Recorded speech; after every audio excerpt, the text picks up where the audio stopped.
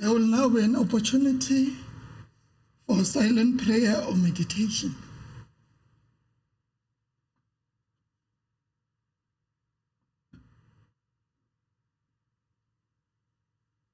Thank you. May we be seated.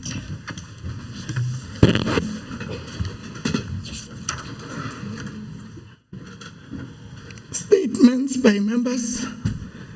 Are there any member statements? Honorable Mlombo. Good morning, Honorable Speaker, to members of the executive, my colleagues in the provincial legislature. Thank you very much, Honorable Speaker.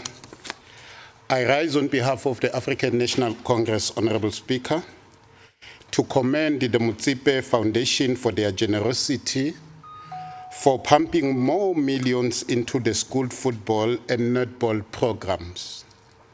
The Motsepe Foundation increased its donation to the Basic Education Department and growth of school sports to 150 million. When the partnership started in 2016, the foundation donated 70 million over 7 years, and that 70 million, Honorable Speaker, has now been increased to 150 million.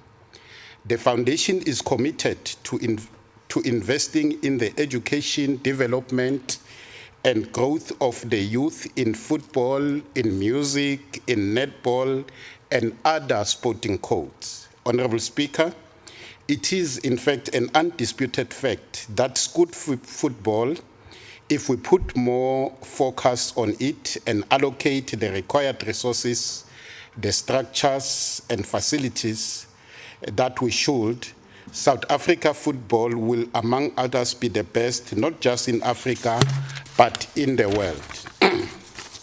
Honorable Speaker, moving forward, there will be now different sporting codes for not only for the boys, but also for girls competing in primary and high school. It is against this background, Honorable Speaker, that we as the African National Congress request the Mpumalanga Department of Education to be on the forefront by grabbing this lifetime opportunity, and it should ensure that it supports the children and it provides those opportunities for the children. As the African National Congress would like to appreciate this effort by the Motsepe Foundation and congratulate all the children that have benefited. Thank you, Honorable Speaker. I thank you. Honorable Shamwe.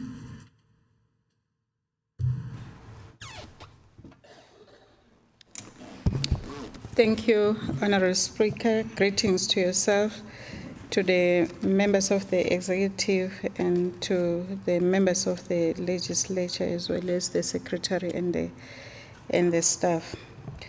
As the Department of Culture Sports, working with the Department of Education, we appreciate the gesture and support that we receive from the business community in the name of Motsepe Foundation in terms of supporting school sports. This will make sure that we cover so many sporting codes that should be played by our children. Government alone cannot be able to fulfill this mandate without the help of the business community. We appreciate the gesture of social responsibility. We wish that we can get more business people that are like Babu Motsepe, that are concerned with the sports in schools, so that they can help us as government to make sure that we make our children to play, because our funding alone is not enough. But with their help, we know that we can do more. This is appreciated. Thank you very much.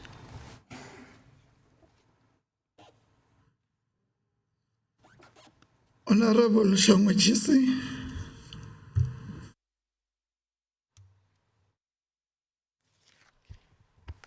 Thank you, Honorable Speaker. Honorable Speaker, the ANC would like to welcome the revisit of the Municipal Infrastructure Grant Framework to allow municipalities to procure solid waste removal trucks to improve access to refuse removal. Honorable Speaker, the research revealed that refuse removal in municipalities has been a challenge, and through the review of the Municipal Infrastructure Grant, we are confident that the waste removal will be improved. We also want to urge our communities to refrain from illegal dumping waste, as it is dangerous for their own health, as well as the environment and overall of their well-being. As the ANC, we are pleased with such a milestone. Honorable Speaker, I thank you.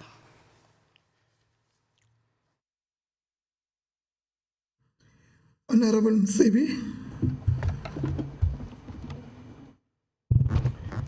Thank you very much, Honorable Speaker. Let me greet you, the Chief Whip, and all members of the legislature and members of the executive. We acknowledge and appreciate Honorable Shabalala, and it's a good development, because if you check in the province, in all the municipalities, the dirtiness of the town and our rural areas, it's unprecedented. So we will ensure that to work with municipalities to fast track the process of waste removal. Thank you very much. Honorable Khrobla.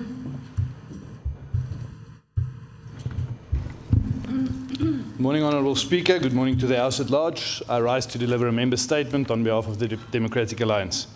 Honourable Speaker, the international fresh produce market has been in the making for 10 years. This after the project was supposed to be built within 5 years. Yet, 10 years later, there's still no end to this project. Honourable Speaker, the people of Mpumalanga was told that this project would be finished by June 2023. However, MEGA's third quarter report has revealed that it will still not be complete, as there's a challenge in finding private investors. Honourable Speaker, it is in itself horrifying that 10 years after being busy with this project, the project has failed to secure investors. We need to question the reasons behind this. There's also a challenge with the dual approach with appointing a market operator as well as a transaction advisor. Why has the appointment of these two key positions not taken place? It appears that the international fresh produce market will not be completed in 2023. And with the MEC of Finance adding another 90 million rand to this money pit and drain for the 2024-2025 financial year, one can only ask the MEC, when will this project be fully operational? I thank you. Yeah. Honorable Hlophe.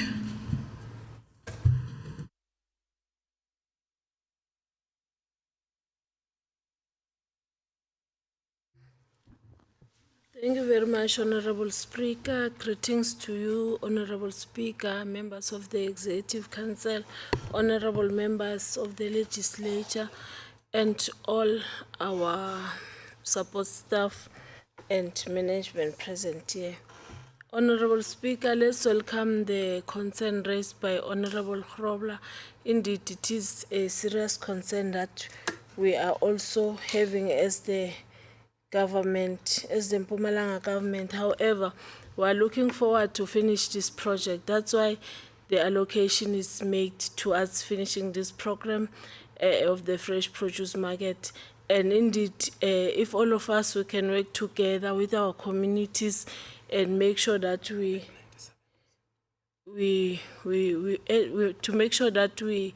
monitor and support the contractor on site. Working together with the Public Works, we have been made aware that the project is at 95%, and indeed we're able to check it ourselves, and we are satisfied and assured that the project will get finished soon. Thank you very much, Honorable Speaker.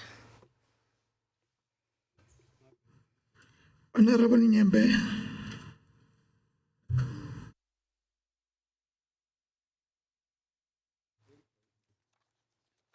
Thank you, Honorable Speaker. May I greet you in the name of our Lord Jesus Christ and the members of this august house, as well as our guests. Honorable Speaker, as we and the people of the country move closer to rewriting the history books on Monday, the 20th of March, during the national shutdown, by taking back and control of our country, which had been sold to the highest bidder, with dollars hidden in sofas and mattresses. Allow us to remind this August House and the rest of the province, as well as the country, why it is so vital that we all band together and take a stand on Monday. Honorable Speaker, 29 years into our democracy, many people in this province continue to live and work in places defined and influenced by apartheid spatial planning and land use laws and practices, which were based on unsustainable settlement patterns, racial segregation, and inequality. On paper, Honorable Speaker, government provides policies and legislation to address apartheid spatial planning, but sadly, what is perhaps more concerning is the fact that the impact of this history is still present till today. Madam Speaker, a point of reference can be found not so far away from where we are, in Matsulu Township. This township has only one entrance. Honorable Speaker. Honorable Nyembe, you can take your seat. Honorable Mlapa. Honorable Speaker, it's a point of order. We are reading statements. We're not debating. The member is debating. She's not tabling a statement. Thank you.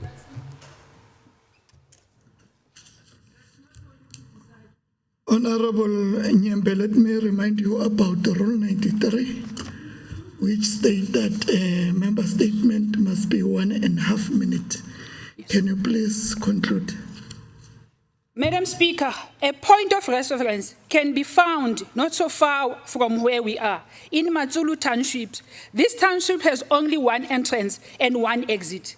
There is still a need to overcome apartheid planning in order for people to enjoy the benefits of spatial development planning and land use management system. Honorable Speaker, sadly but true, the ANC-led government has not even built one township or smart city since it came to power. One begs to ask this important question: what has the ruling party been doing on all these years in power? Instead of building new towns and smart cities, the ruling party has been preoccupied with factional battles, depriving our people of basic services in the process. Honourable Speaker, I do not even want to touch the issues of ESCOM and the state the country is in due to ESCOM's load shedding. But truth be told, the ANC-led government and Ramaphosa found a working and functional ESCOM and sucked it dry. Honorable Nyembe, can you please take your seat? Honorable Shamwe.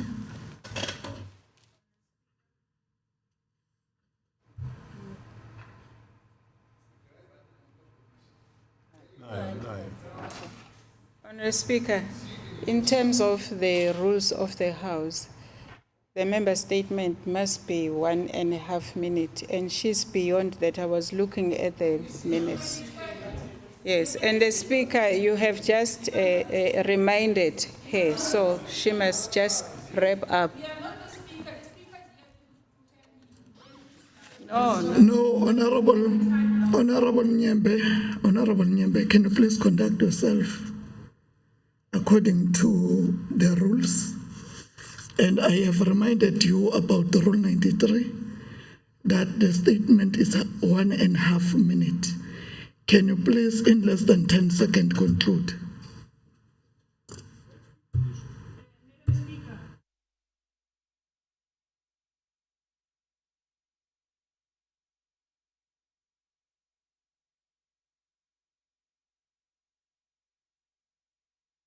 On Monday. I thank you, Honourable Speaker. Honorable Shongwe VR.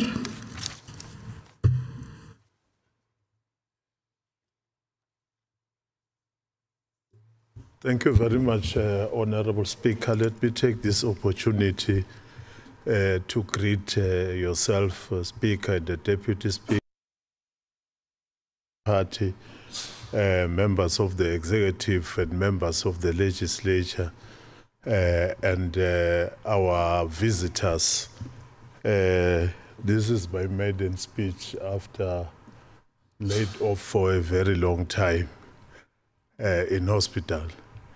But coming to the statement raised by the honorable member, this statement and the purpose of the statement in the legislature is to raise matters of governance that is governing the province. Issues of political matters that are national, they need to be dealt with at the level of the National Assembly and so on. So we are not going to allow or agree with the honorable member. As much as I respect her, I'm not going to allow her to use the legislature, to use this platform called the legislature, instead of bringing issues of development in the province and bring political matters that are national, led by her president. Thank you very much, Honorable Speaker.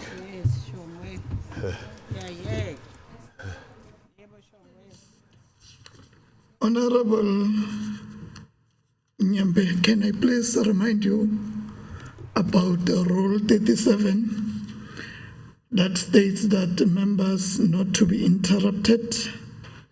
A member may not interrupt another member while speaking, except to put a question. And I request you, honorable members, because we have adopted the rules, can you please conduct yourself in a way of honorable way? I request that, honorable members. Is there any member statement, Honorable Weber? Madam Speaker, I take this opportunity to greet my friends and to greet my respected foes. Madam Speaker, I rise on behalf of the Freedom Front Plus to give a member statement in regards to the corruption in the Kruger National Park.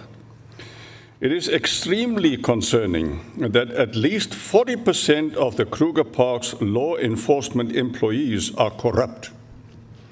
According to researcher Julian Rademeyer, citing senior Kruger Park officials in a report for the European Union, according to European Union-funded crime response organization ENACT, up to 70% of other park employees may be assisting poachers who have decimated the rhino population. In just one section of the south, in the south of the park, he found 14 of its 20 rangers had been linked to poaching networks. Investigations by private auditing firm KPMG and the Hawks, focusing on the intense protection zone, have uncovered evidence of payments from syndicates to at least 50 staff from all walks of life. Members, involving and educating communities in the only long-term solution, education of the youth is key, as these are the people who would carry Sandpark's work into the next age. There are a number of projects that are currently undertaken with communities, including libraries and some green projects. However, this is not enough, and we need to do more if we want to conserve our natural heritage for our children and their children. We should declare a zero-tolerance approach towards fraud, corruption, or other acts of dishonesty, whether internal or external, and must vigorously pursue and prosecute any parties engaged in such practices or attempting to do so by all legal means available. I thank you, Madam Speaker. Honorable Shongwe VR. Thank you, Honorable Speaker. And let me appreciate the statement raised by Honorable Weber. Indeed, anything that has to do with corruption or any mismanagement is a language of my party. And when we speak about Kruger National Park, we are talking about, again, a national issue of Department of Environment. Those guards that are working there, they are not provincially controlled. They are controlled at national level. The relevant minister and my honorable member, just to educate you, is that through your party, you can meet with your national leadership and raise that matter at national level so that it can come to the ears of the National Minister of Environment. Because as we're speaking here at the provincial level, we will just talk and waste our time. Ours in the province is to make sure that roads and access to Kruger National Park does not repeat what happened to the tourists of German and other tourists, even local ones that are going there. That is our mandate and competence. Thank you very much. Executive statements. I am informed that there are no executive statements. Motions without notice. Are there any motion without notice? Honorable Tomo. No, thank you, Honorable Speaker. Let me extend my profound greetings to yourselves and the members of the August House. Honorable Speaker, I rise to move a motion without notice on behalf of the glorious movement, the African National Congress, Umbutho Wabantu, to extend our heartfelt condolences to the family, friends, and colleagues of the late Phumla Penelope Sibiya, noting that Ms. Sibiya met her untimely passing during the CIT crossfire incident between police and robbers near Tzaneen in the Limpopo province. She was attached to the Corporate Services Legal Unit at the legislature. We are saddened and shocked by her untimely passing. Honorable Speaker, we further mourn the sudden passing of Mbombela-born Costa Teach, a rising star that was at the peak of his musical journey. The artist collapsed on the stage at the musical festival in Johannesburg on the 12th of March 2023 and was later pronounced dead in hospital. Honorable Speaker, we therefore move that this House join the African National Congress in sending our condolences to the bereaved families, friends, colleagues, and fans in these trying times. I so move, Honorable Speaker. Thank you. The question before the House is whether we agree to adopt the motion agreed to. As so agreed. Honorable Manzini. Thank you very much, Honorable Speaker. I rise to move a motion without notice on behalf of the ANC to condemn in its strongest terms and recent social media page misleading the public about the RDP house being available for sale. We want to warn the beneficiaries of RDP houses to be wary of fraudsters on social media, noting that this is not the first time the MEC name has been used in these criminal groups. We are delighted that the MEC has considered opening a case where his name has been used unduly to solicit money from vulnerable persons. We want to indicate that RDP houses are not for sale and applicants must be South Africans, have a household income below 3,005 and must be 18 years and competent or eligible to contract. Further noting that government battles with ever-increasing housing backlog, and we are determined to see it reduced and afford people a chance to self-build. We are currently servicing more sites to people so that they can build their own houses in terms of their choices. And also it is against this background that the ANC moved that this House condemn these fraudsters and appeal to all public representatives to educate communities on the services available within the Department of Human Settlement, and the RDP houses are not for sale. And we also hope that the law enforcement will act swiftly to bring these fraudsters to book. I so move. The question before the House is whether we agree to adopt the motion. Agree to? So agreed. Are there any motions without notice? Honorable Malachi. Thank you, Honorable Speaker, and greetings to you, and also greetings to the House and also the guest.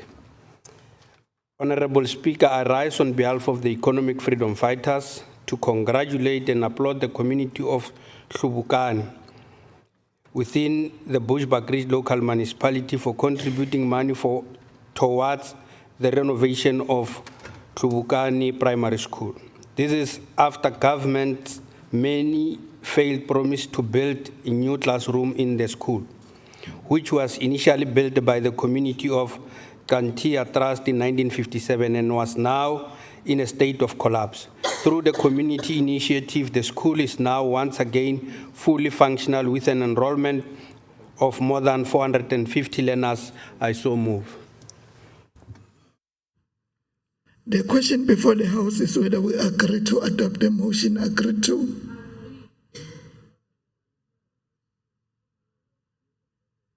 The question before the House is whether we agree to adopt the motion. Agree to? The motion is defeated. Honorable Khrofi Morgan.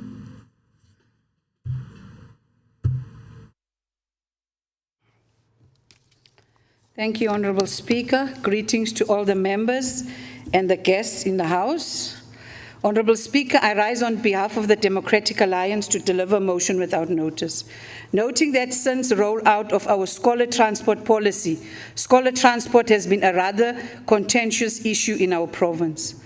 Presently, scholar transport is plagued by the use of vehicles which are not roadworthy. The condition of our roads in the province, carrying more learners that are permitted on vehicles, and oftentimes not catering to all those who need the services.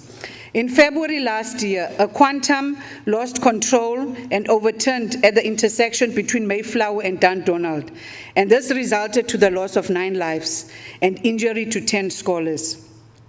On the 27th of May last year, about 100 learners were also involved in a bus crash outside of White River on the R40 near Tagama Dam.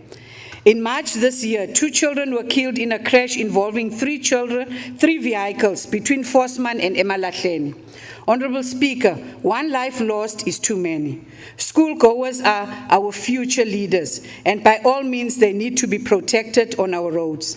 Given the above, I call on this House to, firstly, take leadership and regulate the rollout of scholar transport in our province. Secondly, to streamline process between the 2 departments, namely Public Works, Roads and Transport, and Education, and to draft regulations relating to the transport of learners to various schools across the province. I so move. Yes. The question before the House is whether we agree to adopt the motion. Agree to? So agreed. Honorable Weber. Madam Speaker, this may sound as a duplication and an unnecessary repetition, but there's justification for that because there has already been a motion in this regard this morning. But there's justification for that because we have been asked to join in the mourning of the passing of Ms. Sabia. But I want to put it from our side, from the Freedom Front Plus as well, and I put it to you, Madam Speaker. Therefore, I rise on behalf of the Freedom Front Plus. Please accept that the Freedom Front Plus's heartfelt condolences on the tragic passing of Ms. Mpumla Penelope Sbia, who was part of the Mpumalanga Legislature Legal Services. Our collective hearts are heavy with sympathy. We are wishing her loved ones and colleagues a time of mourning. I so move, Madam Speaker. The question before the House is whether we agree to adopt the motion. Agree to? So agreed. Notices of motion. Are there notices of motion? Honorable Nyembe.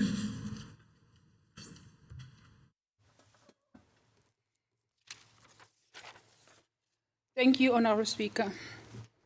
Honorable Speaker, next week, Tuesday, 21 March, the country will observe the Human Rights Day following the brutal killing of our people fighting for the liberation of this beautiful country. Honorable Speaker, on behalf of the EFF in this House, allow me to move a motion that this House consider adopting a resolution to rename all streets, national parks such as Kruger National Park, named after Paul Kruger, towns such as Hector Spruit in Komazi, which was named after an apartheid police dog used to track down freedom fighters. After our African heroes and heroines who fought against the apartheid system, and some even lost their lives for our liberation. I thank you, Honourable Speaker. The motion is noted and will be dealt with accordingly. Honorable Weber.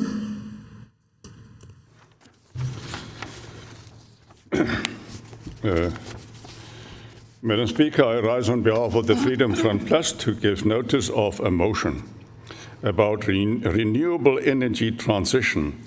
I hereby move on behalf of the Freedom Front Plus that this august House debate how the transition towards more modern sources of energy may also help to ease the current energy crisis and create jobs. The transition of Mpumalanga's energy system presents an opportunity for job creation, not only in the renewable energy field, but also for alternative livelihoods in tourism, agriculture, and the rehabilitation. A new 15 million euro initiative has been launched to provide research and technical support for transition projects in Mpumalanga, currently the center of South Africa's coal industry, and where 22 gigawatts of coal-fired power capacity is scheduled for retirement before 2035. Dubbed Just South Africa, the Just Transition to a Decarbonized Economy for South Africa project is being funded by the German government's International Climate Initiative and will be implemented over a 5-year period. It's imperative to involve effective workers and communities from the outset, and also to ensure that those most vulnerable to the transition were direct by beneficiaries of the transition project. I so move, Madam Speaker. The motion is noted and will be dealt with accordingly. Are there notices of motions? Formal motions. I am informed that there are no formal motions. Orders of the day. The Secretary shall read the first order of the day. Order number 1, questions for oral reply to the members of the executive.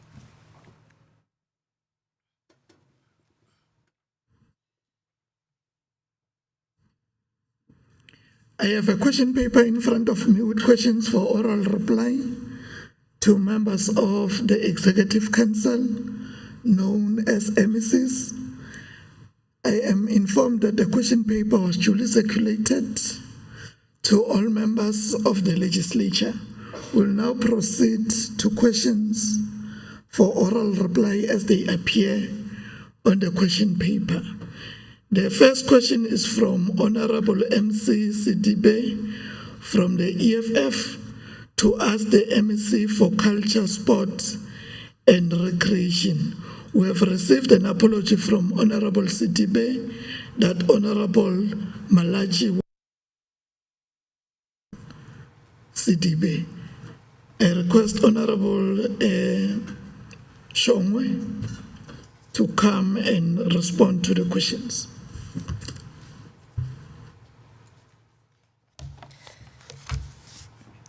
Thank you, Honourable Speaker. I've already greeted you in the August House. Honourable Speaker, we have received a question from Honourable Sedibe, which goes as follows. The Department of Culture, Sports and Recreation, together with the Metro FM, recently announced that they will be hosting the annual Metro FM Awards in the province, which will be sponsored by this department. And the last time these awards were hosted in this province in 2014, we witnessed the former MEC for Finance, Economic Development and Tourism getting fired by the then Premier for alleged irregularities. 1. What made the department to decide to sponsor such controversial awards? And we want to respond as follows as a department.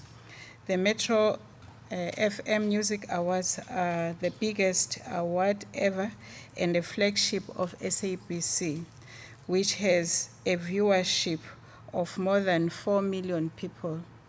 The department is working with DDET and MTPA towards the implementation of partnership with the SABC to host the prestigious Metro FM Awards for the next 3 years. The rippling effects of these awards seek to bolster tourism within the province and heighten focus on the arts and creative industry. In addition, it is envisaged tourism arrivals both domestically and internationally will increase.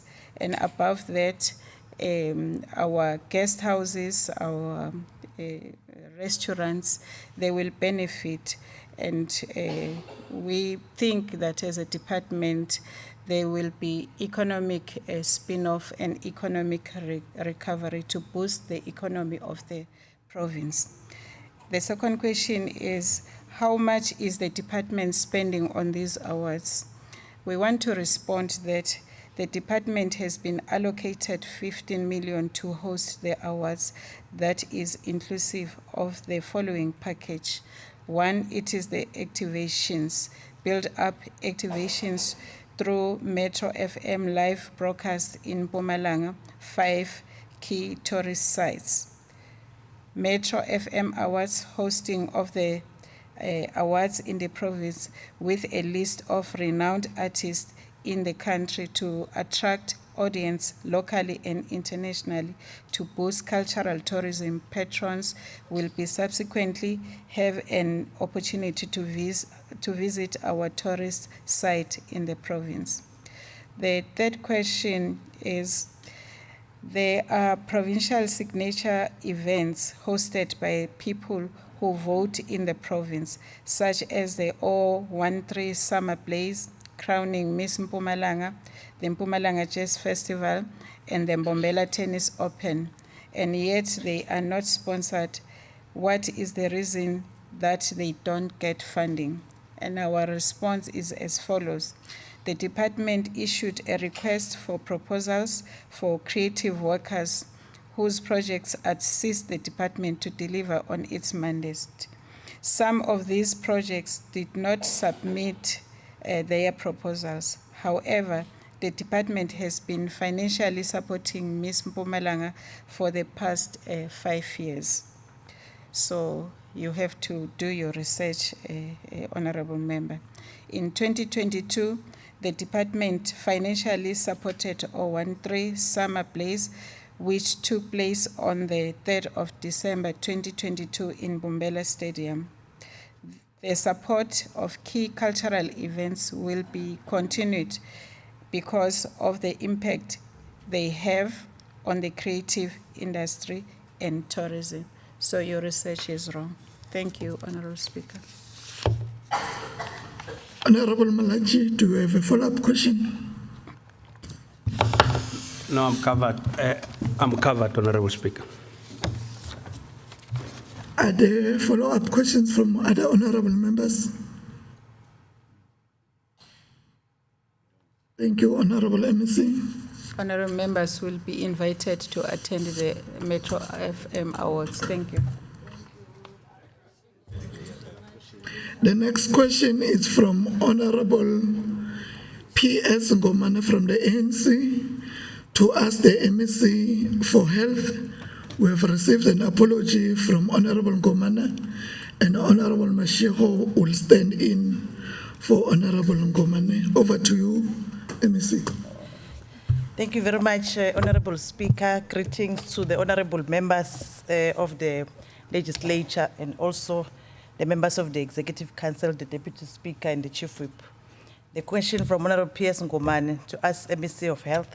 In December 2022, COVID-19 numbers were at 70 plus or minus 17,000. In February 2023, South Africa is at 40 plus or minus 42,000. Omicron, believed to be more transmissible than Delta, was detected in November 2022. The first question: provide an insight on the current number of COVID-19 detected in the province. As from the 17th of March 2023, Mpumalanga has cumulatively recorded COVID-19 cases as indicated below: 204,371 and 1,099, 531, which is 97%, has fully recovered, and 78, which is 0.07, is active currently, and 4,762 are the numbers of deaths that we have recorded so far. 63 new cases were reported during week 10 of 2023, is from week 6 to 12 March 2023. Did our province report any Omicron case? The second question: yes, as from the 17th of March, Mpumalanga has recorded 1,408 Omicron cases. The third question: are people in the province still vaccinating? Yes, for the last quarter, 2022-23, Mpumalanga has vaccinated a total of 12,004 people, which indicate that they are still vaccinating. There is a decline, though, in the number of people coming for COVID-19 vaccination in the province. How many, fourth question, how many facilities that are COVID-19 related that were recorded by the department in the last quarter, 2022? Mpumalanga has recorded 6 COVID-19 related deaths in the last quarter of 2022-2023. Thank you, Honorable Speaker.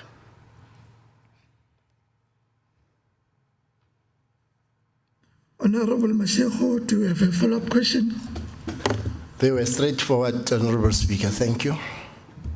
Are there follow-up questions from other honorable members?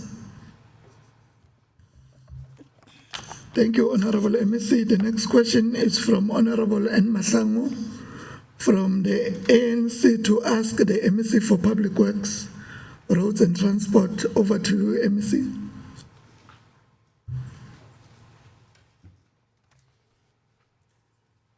Yeah, thanks, Madam Speaker, for this opportunity to respond to the question from the Honorable N. Mahlangu. Greetings to your good self, Honorable Speaker, Deputy Speaker, Chief Whip, MECs present here, members of the legislature, our credible opposition that keep us always on our toes. Before I respond to this question, Honorable Speaker, I want to complain that as a department, we are not given an opportunity to respond when there are issues raised about infrastructure. We're an infrastructure department and we have got client departments. So always when they raise question, they will mention a particular department. If it's a building of a hospital, then they will mention the Department of Health, who must be given an opportunity to respond. They were raising a complaint about our international fresh produce market, and you invited the MEC Hlophe to respond. We think that we should have been given an opportunity to respond. Honorable MEC, you can take your seat. Honorable Nyembe. Thank you, Honorable Speaker. Honorable Speaker, this is not a platform to complain. We've got portfolio committees where the MEC can respond to those questions, not here in the legislature. Thank you. Honorable Nyembe, I think the Honorable MEC, if you are raising statements, there are statements which are cutting to departments. It's unfortunately today the leader of government business is not present, of which I should have called the leader of government business to respond because they're cutting two departments or three departments. Your concern is noted. MEC, you can continue. No, thanks, Honorable Speaker. I also want to request that we must stop to inflate our own sense of self. That in this country, we'll always use ballot paper to decide the leadership of this country. There is no person who will go to the street and take over the governance of this country. As a province on Monday, will be working as usual. There is a question from Honorable Mahlangu to the MEC. Roads are an important asset to ensure access to social and economic amenities. The program in dealing with potholes initiated by the Minister of Transport is appreciated, and equally the procurement by the department dealing with potholes is also appreciated. Research has revealed that some municipalities, Bushbuck Ridge, and some municipalities are still experiencing a lot of potholes on their road. Considering the above, can the MEC provide an insight on how the program of dealing with potholes cascades from the province to municipalities? Our response is that the department is responsible for maintenance of all provincial roads using provincial roads maintenance grant, and municipalities do have same responsibilities when it comes to maintenance of municipal roads or streets. The department, district, and local municipalities in the province developed a one-plan maintenance plan in alignment with the district development model. The one plan is mainly focusing on roads maintenance that include pothole patching across the two spheres of government. The department is providing technical support, sharing yellow fleet, and providing pothole patching materials to the various municipalities as part of the department's municipal support program. Second question, does the department together with municipalities have a team which is responsible for potholes? The department has cost centers, and each cost center has at least one pothole patching team. Similarly, with the local municipality, the same approach is prevailing. However, more resources are needed to improve the internal capacity. Question 3, can the MEC explain the methods or strategy that they use to ensure that communities can report potholes? Methods or strategy used by the department to ensure that communities can report potholes are as follows. SANRAL Potholes app. The app is available to all smartphone users in the Republic and allow the communities to report potholes and other defects on the road in all three spheres of government. All call centers are working hand in hand with the councillors, and reports can be received at the call centers as well. There is generally good communications with the local communities. Question 4, can the MEC shed some light as to whether the program of dealing with potholes is project-based per municipality, or it is done spontaneously or on a first-come, first-served basis? The program of dealing with potholes is project-based per municipality, per road, informed by road assessment, asset management system. This system assists in the prioritization of all roads that require patching intervention and other preventative maintenance. Question 5, can the MEC share the department turnaround time we can expect to witness an improvement in dealing with potholes, especially municipal roads. The departmental team will always support the various local municipalities in terms of technical support, yellow fleet, and patching materials. It is important to note that dealing with potholes within the municipality roads cannot be an event, but requires long-term planning, and capital injection is needed to address the dilapidated municipal roads network. Most of these roads do not need potholes repair, but rehabilitation, as most of the roads have reached or are beyond their design life. Thanks, Honorable Speaker. We hope that we're able to respond to a question that was raised by our honorable member. Thanks. Honorable Mahlangu, do you have a follow-up question? Thank you very much, Honorable Speaker, for the questions. For the response from the MEC. I wish the department can consider buying more equipment to patch the potholes, since we have faced with a heavy rains not long.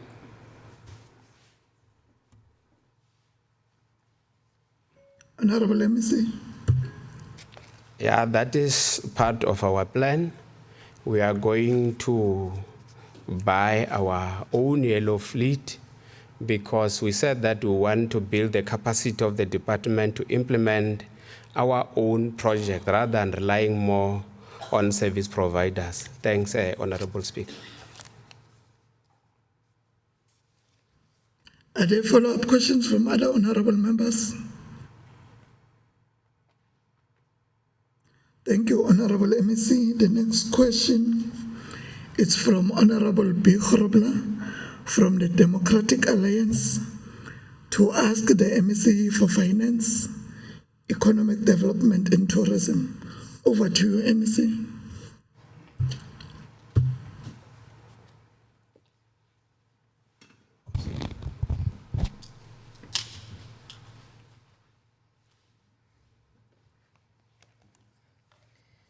Thank you very much, Honorable Speaker.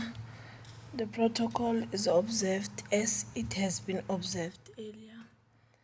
The question from Honorable Grobler to ask MEC for Finance, Economic Development and Tourism is that in terms of Rule 102 of Standing Rules of Orders with regards to job losses in 5 industries in 2021, which equated to 112,226 individuals losing their jobs, can the MEC state the following?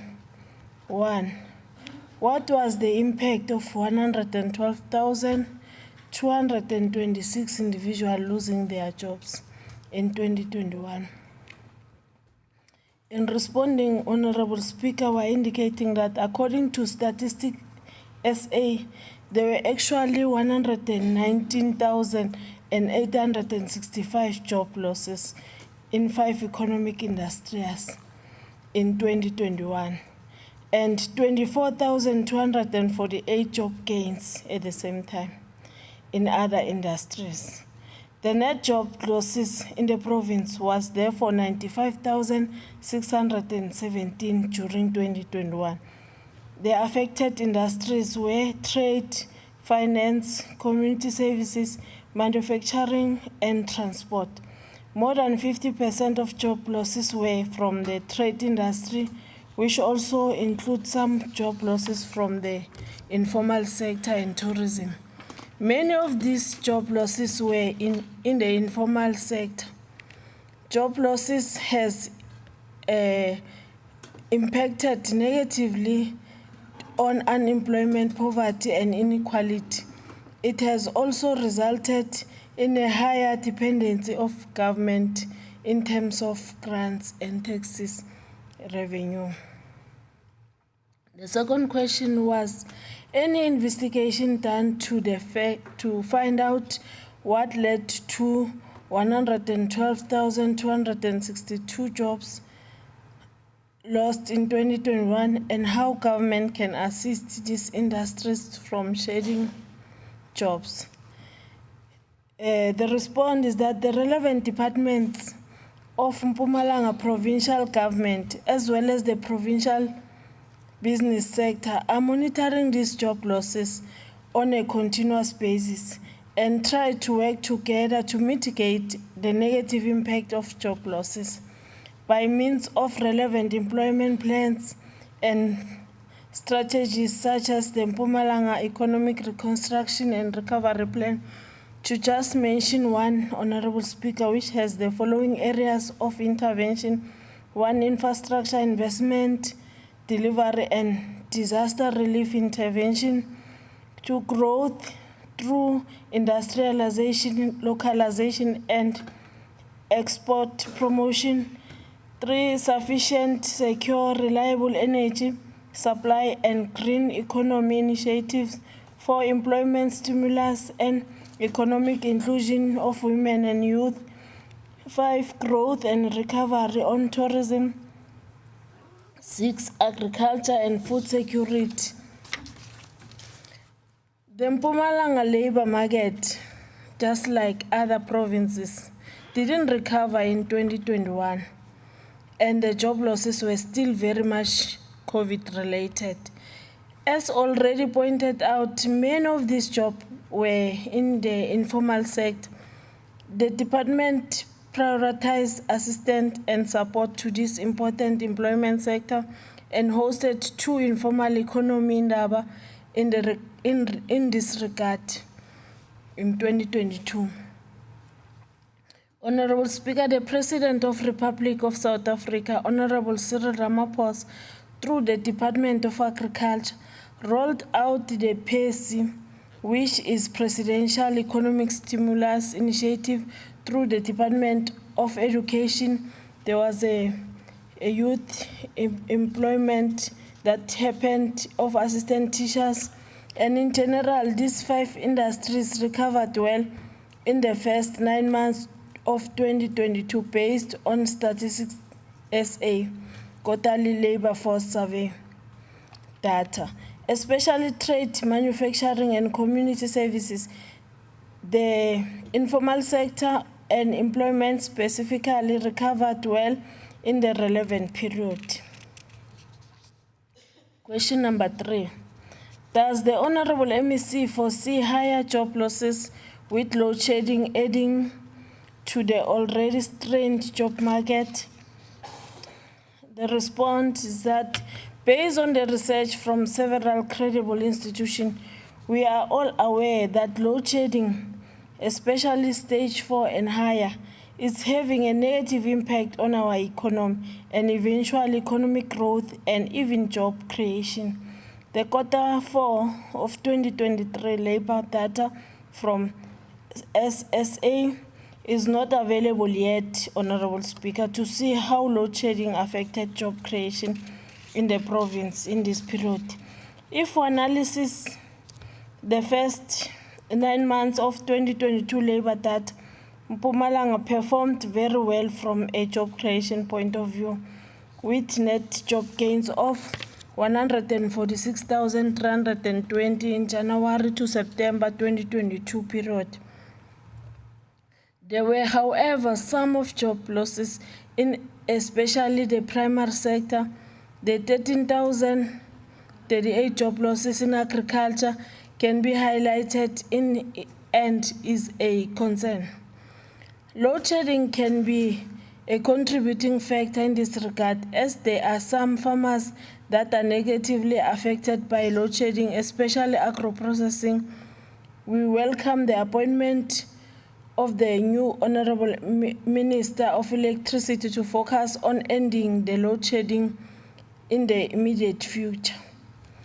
Question number 5, Honorable Speaker. What is the provincial government doing to help businesses to ease the burden of load shedding and ultimately closing their businesses? In response, energy security and challenging situation around load shedding is very much a national competence, and government is treating this as a top priority at the moment. This is a reflection in the recent State of the Nation address by the Honorable President, Honorable Ramaphosa, as well as the national budget speech of the Minister of Finance, Honorable Enoch Godongwane, and the Honorable Premier, Honorable Refilem Tshwanetsipane, indicated in a State of the Province address on the 24th of February. The following regarding to load shedding and just transition. During the debate on the SONA, we indicated our readiness and willingness to spare no effort in ensuring that the work of the Minister of Electricity is supported. After all, with 80% of power stations located in our province, we are the undisputed home of the national grid. The Honorable Premier also emphasized in the 2023 SOPA that Mpumalanga is heavily invested in the letter and spirit of just transition. In particular, ensuring that the commitment to leave no one behind in this regard. The establishment of Mpumalanga Green Cluster Agency will be an important vehicle to drive the just energy transition agenda in our province. We want to be part of the solution to ease and solve the burden of the load shedding in the province. Thank you very much, Honorable Speaker. Honorable Grobler, do you have a follow-up question? Thank you very much, Speaker. Through you, Speaker, MEC, thank you for the answers. I'm listening to your answer, but I don't exactly know where you get some of your stats. If we look at the last quarterly labor survey, it shows another 13,000 jobs shed in the province. Now, you've mentioned some gains and some losses, but surely it's a very bleak and glim picture if we look at the last quarter of our current financial year, another 13,000 jobs. And you've mentioned some things, but I really would like to hear practical examples of how we are going to curb the unemployment in this province. I would like to know, as a first question, are you going to look at real solutions for curbing unemployment? For example, in the Western Cape, who's our province in the country with the lowest unemployment, are you going to have a look at examples of what they are practically doing to lower the unemployment, to create opportunities, to make it easy for businesses to open up, to take red tape away? Are we going to take that serious, or are we just going to have political rhetoric spread saying that we're looking at this, but actually it looks like government doesn't know? That's my first question. And then, Speaker, my second question, we spoke about load shedding. You mentioned a lot about the just transition, renewable energies, all these things. But MEC, I would like to ask you, and you mentioned that load shedding is a problem, but you mentioned it's a national competency. The fact is we need political will in this province to open up the grid, to make it possible for private entities to put electricity into the grid, because that's an immediate solution. Are we going to, in the province and as a provincial government, look at the options we have to allow private investors to put up power plants and to put electricity into our provincial grid? Thank you, Speaker. Honorable MEC. Thank you very much, Honorable Speaker, for the follow-up questions that has been raised by Honorable Grobler. The fact of the matter is that we are still waiting for the fourth quarter SSA stats to be released.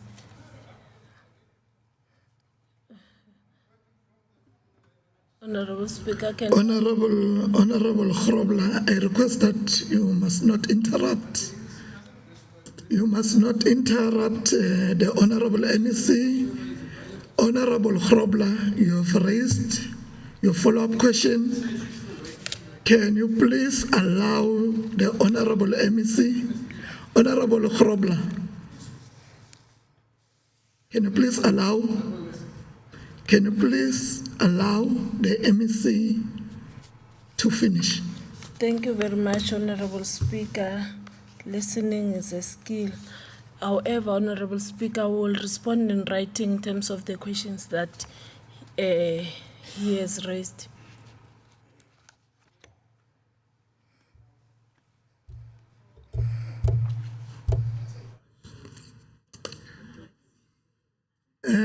Are there follow-up questions from other honorable members? Honorable Sithole. Thank you for this opportunity, Honourable Speaker. Can we get a date from the Honourable MEC when we can receive those answers in writing? Thank you very much.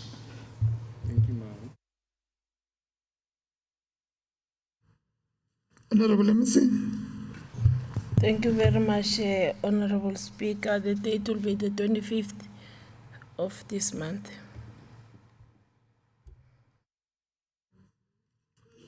Are there follow-up questions? Thank you very much, Honourable MEC. The next question is from Honourable W.L. Weber from the Freedom Front Plus to ask the MEC for cooperative governance and traditional affairs. Over to you, MEC.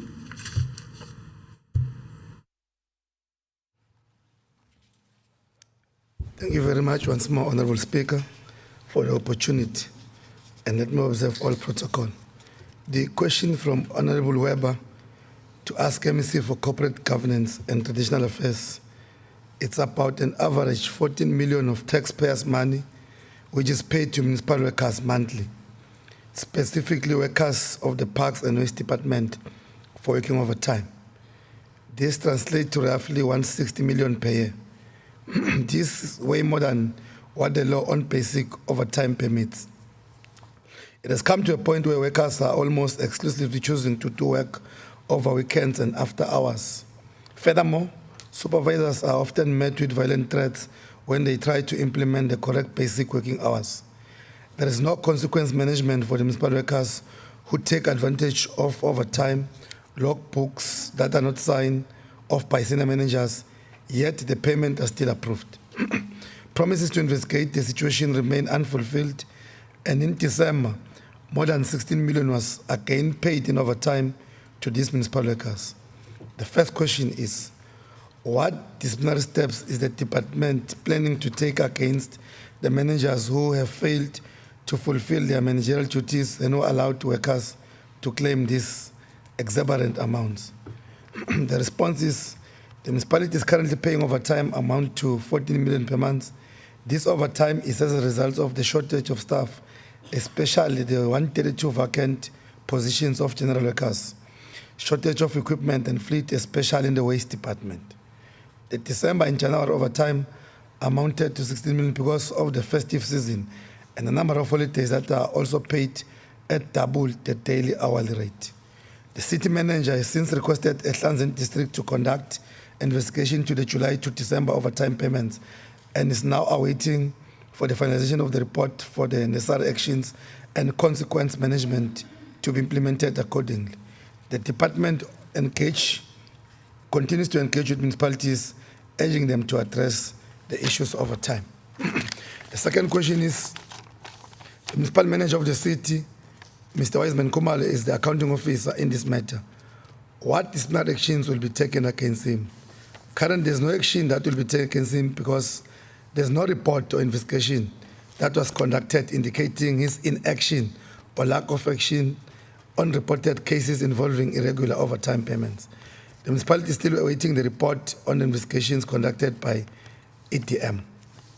The third question is, the FF demands lifestyle audits be performed against those in managerial positions who approve the payments and who are directly responsible for the workers who have claimed overtime. Will the department refer this request to correct authority, and can the FF Plus be kept up to date with the investigation? The response is, the city has requested the ATM to conduct an investigation into the July-December overtime payments and is now waiting for the report or final report for necessary actions and the consequence management thereof. However, as a department, we have no authority to conduct lifestyle audit. And if the honourable member's information of any wrongdoing, it can be brought to our attention so that we can investigate in terms of Section 106 of the Municipal Systems Act of 2000, or he can himself report the matter to the law enforcement agencies.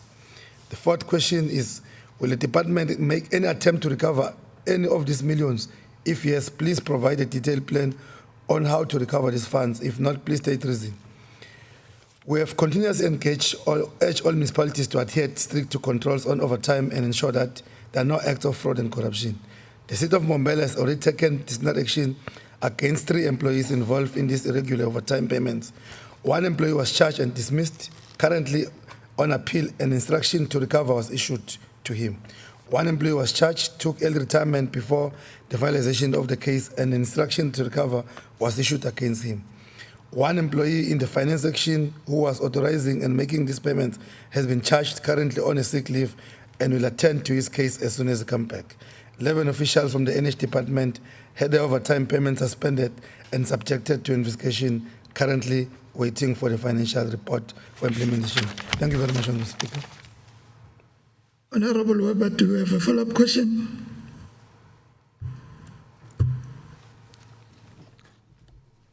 Madam Speaker, we view this problem in a very dim light, and I would like to ask the Honourable MEC whether he sees it in the same light. Honorable MEC. Well, I could not, if I may request Honourable Member to repeat the question, if you can help me with the question. I only heard December. Honorable Weber, can you please repeat so that the MEC can hear? Honourable Speaker, what I was saying is that we from the Freedom Front Plus view this problem in a very dim light. We see it as something very serious. Does the Honourable MEC sees it in the same light? Does it view it in the same serious light as we do? Honourable MEC. Thank you very much, Mr. Speaker. Of course, that's why we've indicated that during the engagement with all our municipalities, a program which is still unfolding, we have raised the matter of overtime, and we've indicated that in terms of labor laws, an employee must work 40 hours per week, 8 hours per day. So we're taking the matter very serious. Thank you. Are there follow-up questions from other honourable members? Honourable Grobler.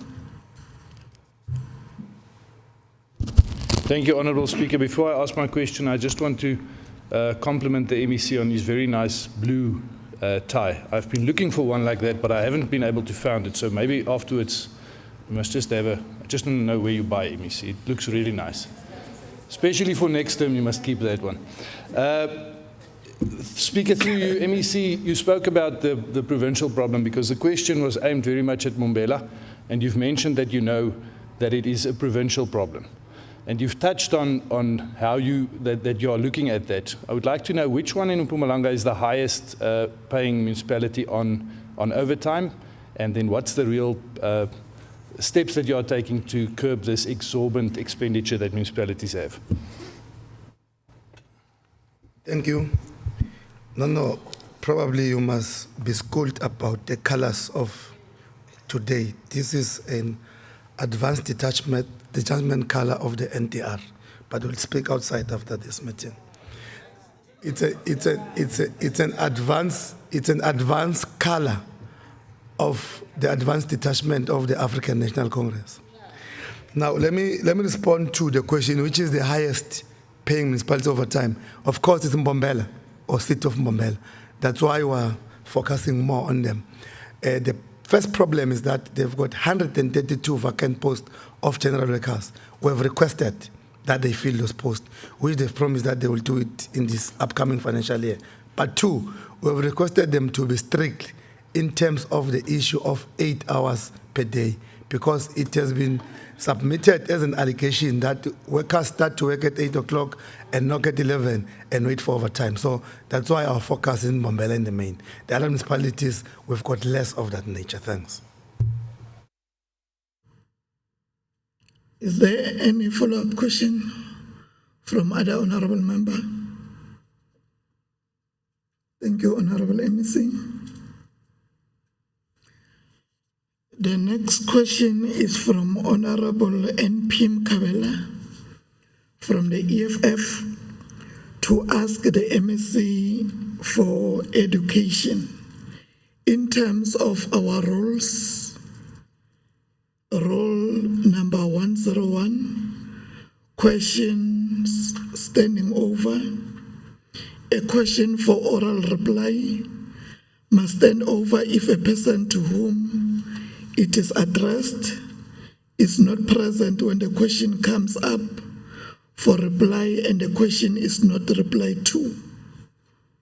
I did not get any indication from the members of the Executive Council that who will respond on behalf of Honorable Machuba.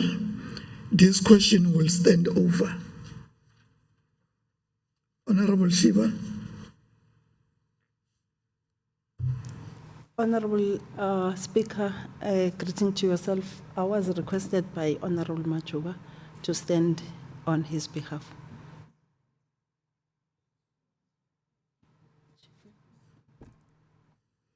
Thank you, Honorable MEC. Maybe it was the communication breakdown.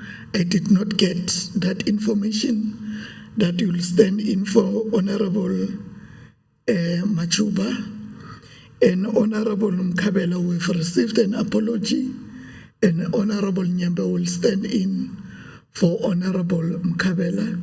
We'll now allow you, Honorable MEC, to respond on behalf of Honorable Machuba.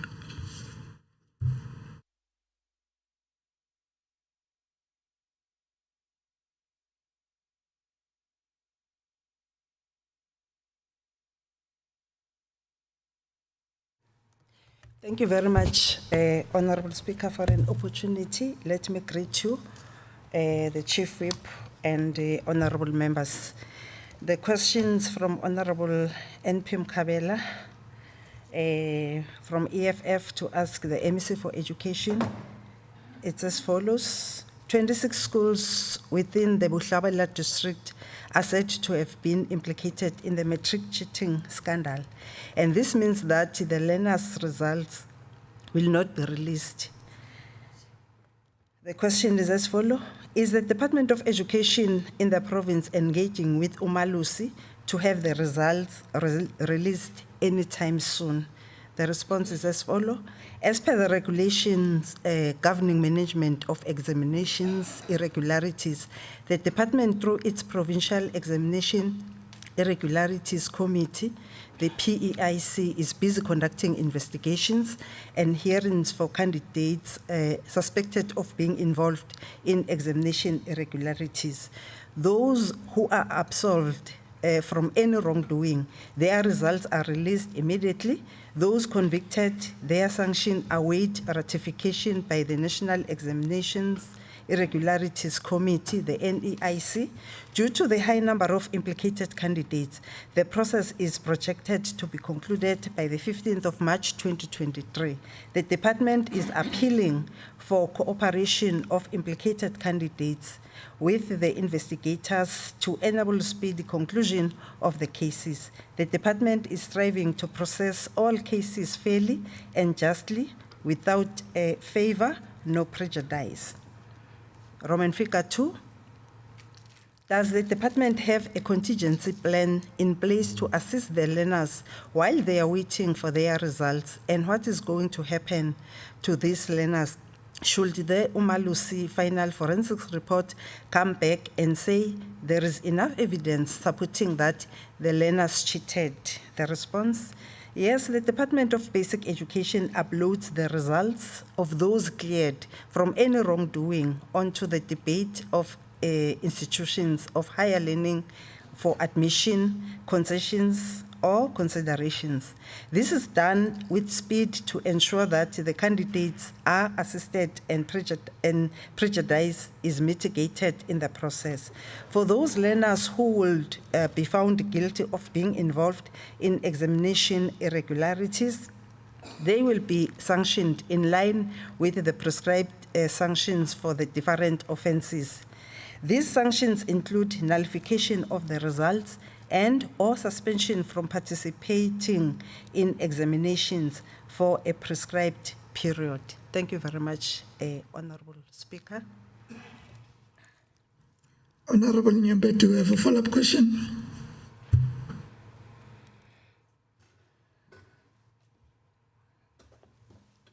Thank you, Honorable The MEC says the... Maybe before Honorable Nyembe, Honorable MEC, can you please take your seat?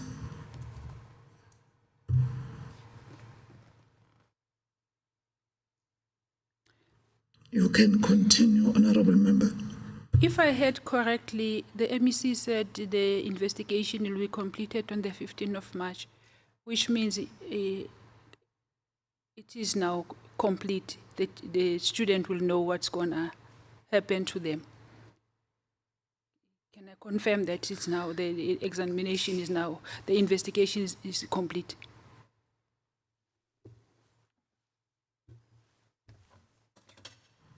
Honorable MEC. Yes, Honorable Speaker, the investigation have been concluded. In fact, the process is projected to be concluded by the 15th. If the process is projected, doesn't mean that on the 15th is it already concluded. But when it is concluded, if it is concluded because the 15th have passed on, Honorable Nyembe will receive written responses in that regard. Thank you very much. Honorable Sithole. Thank you very much, Honorable Speaker, for this opportunity. Honorable MEC, one of the schools implicated in the cheating scandal are still waiting for textbooks and or tablets. Don't you think this contributes to schools or learners opting for this route that they have used, which is illegal, because the department fails to provide the necessary learning material to pass on their own? And why, at this stage, we're talking about grade 12s that are still waiting, and the first term is almost over? They haven't received their textbooks and their tablets. We are already completing the first term. What are we doing to the future of the children of this province?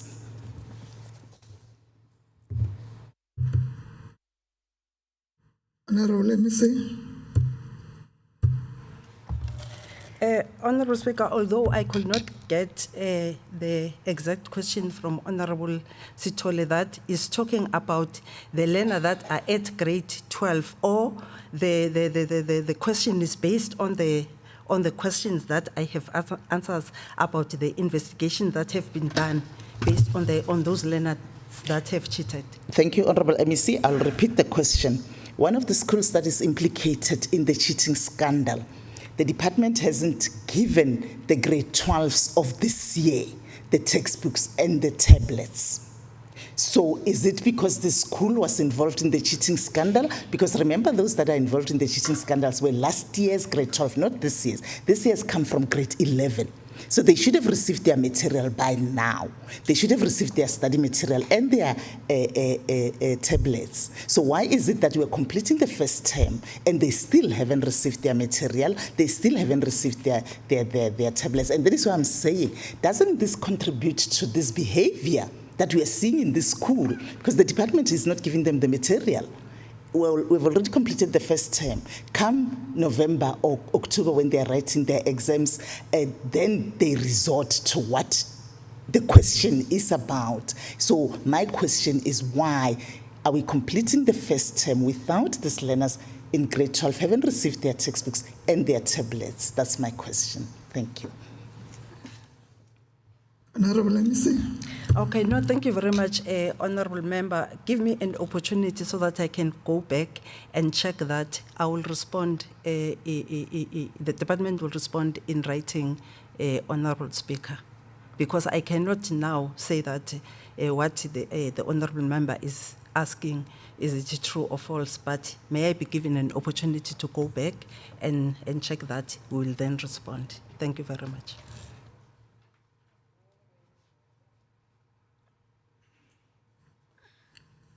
Thank you, Honorable MEC. In terms of the rules, the question must be responded within 10 working days. Is there any follow-up question from other honorable member? Thank you very much, MEC. Within 10 days, we expected a written response. Thank you, Honorable Speaker. We'll do that. The next question is from Honorable G.C. Shongwe from the ANC to ask the MEC for human settlement. I have received an apology from Honorable MEC Mashilo, and MEC Manzini will stand in for Honorable Mashilo.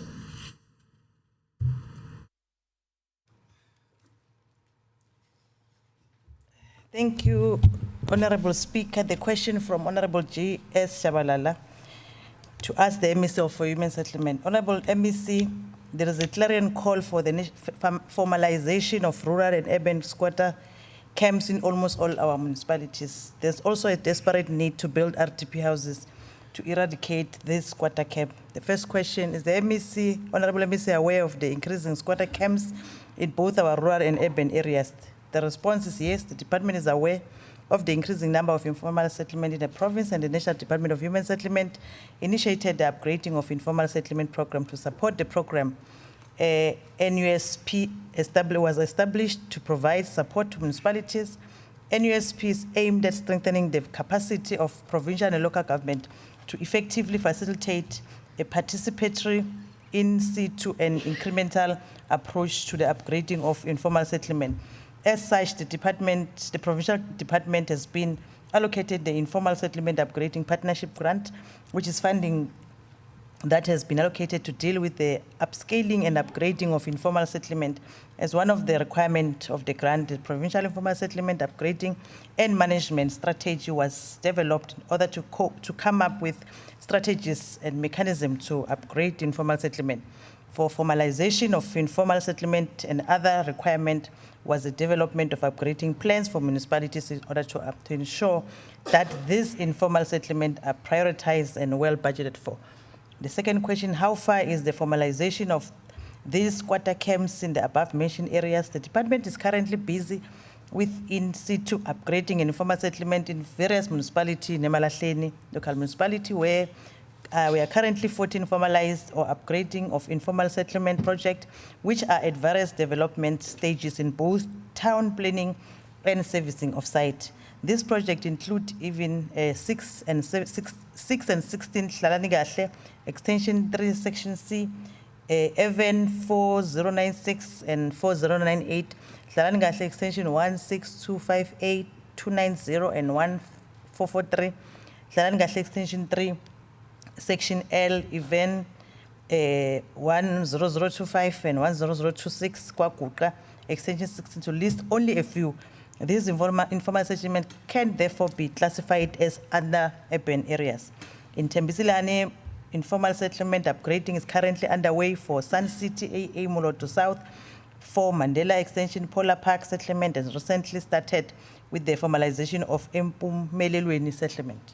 The department is also assisting the Malahleni local municipality to develop 12 upgrading plans, which are compulsory requirement for the use of ISP grant. Upgrading plans for other municipalities such as Victor Kanye, Makazeni, Msugalikwa, and Tipaliseng were developed, and these have assisted the department to take an incremental approach to upgrading of informal settlement within the various municipality. Upgrading plans have assisted both the department and the municipality in determining if the settlement can be upgraded or will require a relocation or interim services. These not only assist in the planning, but in budgeting and allocation of funds for the informal settlements within the ISUPG business plans. Third question, are there any plans in place to build more RTP houses, especially in rural areas, as we have seen in Steve Tshwete municipality? The Minister of Human Settlement, Water and Sanitation, having taken cognizance of Section 3 of the Housing Act 10-107 of 1997, read in conjunction with Section 7.3 of the Housing Development Agency Act 2008, number 23 of 2008, the Spatial Planning and Land Use Management Act, SPLUMA, number 16 of 2013, and the Infrastructure Development Act, number 23 of 2014, nationally declared and published under Government Gazette, number 43316, a total of 136 priority human settlement and housing development areas. Herein refers to PDAs. The PDAs intends to advance human settlement, spatial transformation and consolidation by ensuring that the delivery of housing is used to restructure and revitalize towns and cities, strengthen the livelihood prospect of households, and overcome apartheid spatial patterns by fostering integrated urban forms. The province has 16 declared PDAs in the different municipality, and the process of developing the 16 priority development areas development plans for municipalities currently underway. The PDAs is a program aim is to use the delivery of housing for within integrated mixed-use development in the declared PDAs to address the following circumstances of priority. Areas of urgent housing need where there is an establishment, high demand, and low supply of housing opportunities. Area requiring upgrading and or redevelopment of purposes of delivery housing choices, including subsidized housing, and areas requiring improved access to infrastructure, amenities, and services. Areas that support the integration of different houses, typologies, land uses, and economic activities and development.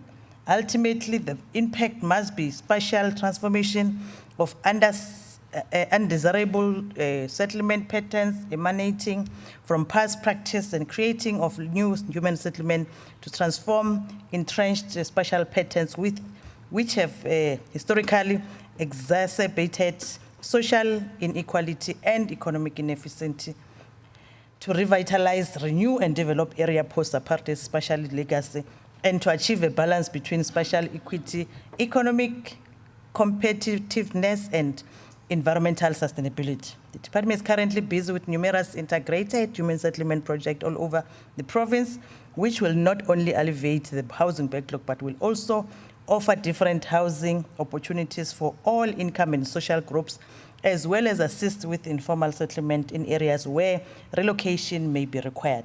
The focus is not only the construction of top structures, but the provision of service side, as well as mixed-use development that caters to the social and economic needs of the communities. The following integrated human settlement projects listed below are at various development stages in various municipalities. I'm not going to mention all of them, Honorable Speaker, but if the member is interested, we can give her the list because it's quite a long list. In the Malahleni and Steve Chwete, Tembisile, Victor Kanye, Dr. J.S. Moroka, Msukali, Gavin Beck, Mkondoli, Kwal Municipality, Departing, City of Mbongwela, Nkomazi, Bushbuckridge, and Tabachu, almost all the municipalities. The fourth question, what challenges are there in the total eradication of squatter camps in our rural and urban areas? Informal settlement upgrading does not come without challenges. These challenges can be listed as follows: bulk infrastructure, availability, lack of bulk infrastructure, informal settlement located on state land or privately owned land, land invasion, unsuitable earmarked land for development, non-managed encroachment by the municipality, informal settlement located on wetland and flood lines which require immediate relocation to suitable land, influx of people for employment opportunities which puts a strain on the provision of the services. The challenges listed above should not, however, discourage the upgrading of informal settlement, but should be used to find solutions in addressing informality, as well as create sustainable and self-sufficient communities that have all the necessary amenities, facilities, and infrastructure. This will also foster the economy to strive, provide the environment conducive to investment opportunities, and economically viable and sustainable. The challenges presented require the strengthening of intergovernmental relations to deal with some of the issues. Thank you, Honorable Speaker. Honorable Shongwe, do you have a follow-up question? Ngibonge Somlomo. Ngiphinze ngisho kushaya mthetho ukuthi timphendvulo ta MEC tishaye ngco kule tinkinga besibukane nato tokufuna kwati ku department ngabe tawenda njani. Kodwa ngiphathise ku MEC la kuthi asidlulisele ku MEC lophethe lelitiko ukuthi sifisa kubona nanti tindlu letakhoako titfola ngilaba lekufanele batithole. Angisho ukuthi siyalibona lishintsho njengokubambisana namasipala nelitiko le tekuphepha nokuvikeleka esifondzeni la kutholakala khona ukuthi kuba nebantfu labangena kule tindlu bangaqualify kungena njengebantfu labasebentela hulumende, njengebantfu labenta amabhizinisi, njengebantfu labakhona ukuthi banga-applya batfole tindlu kumabhanki nakuletinye tinhlelo. So siyabonga kakhulu kwangasi bangamonitor kuze labantu bakithi lesikhuluma ngabo labagcwele lapha kule mikhukhu bakhona kuphuma kule mikhukhu ngoba singihulumende sine plan yokuthi sicethe le mikhukhu. Ngako siyobambisana kakhulu naletinhlelo njengalokhu sengibalile kubomasipala nakumaphoyisa nasitawula nalobugebengu lobukakhona mase kufanele abanikati betindlu batitfole. Siyabonga.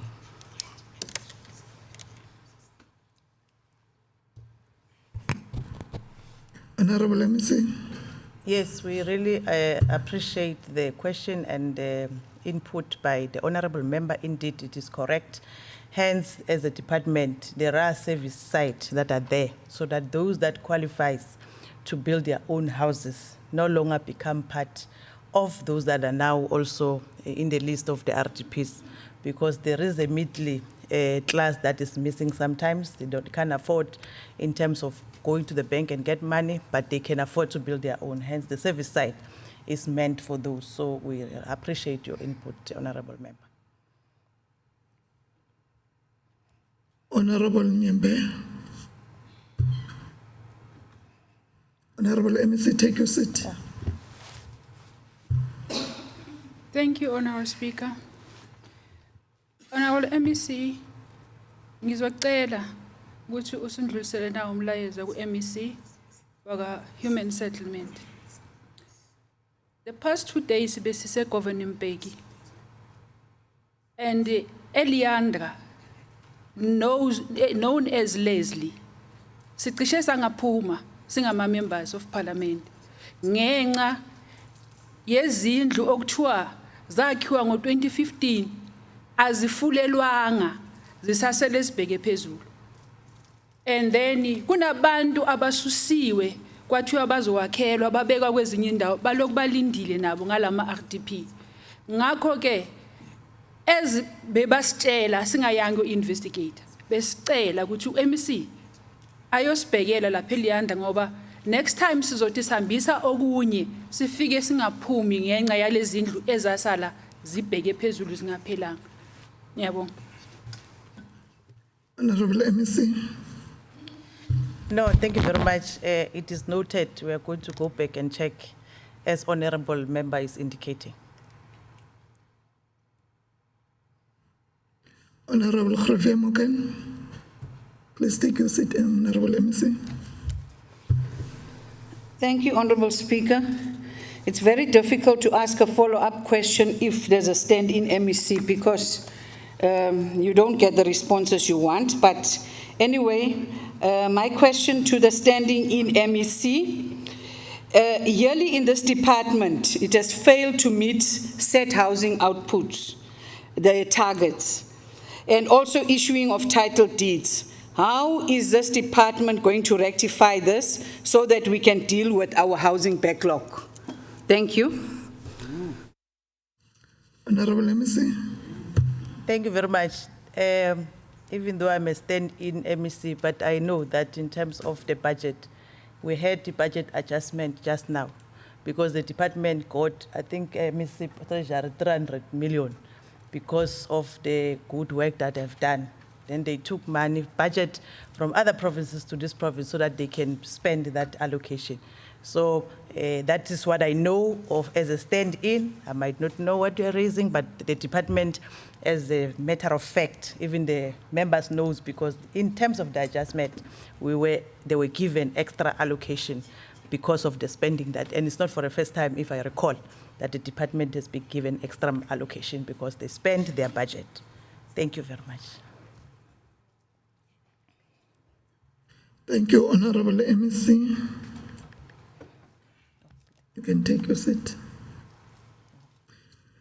The next question is from Honorable PM Lubisi from the ANC to ask the MEC for Agriculture, Rural Development, Land and Environmental Affairs. We have received an apology from Honorable PM Lubisi and Honorable Mlombo will stand in for Honorable Lubisi. Over to you, MEC.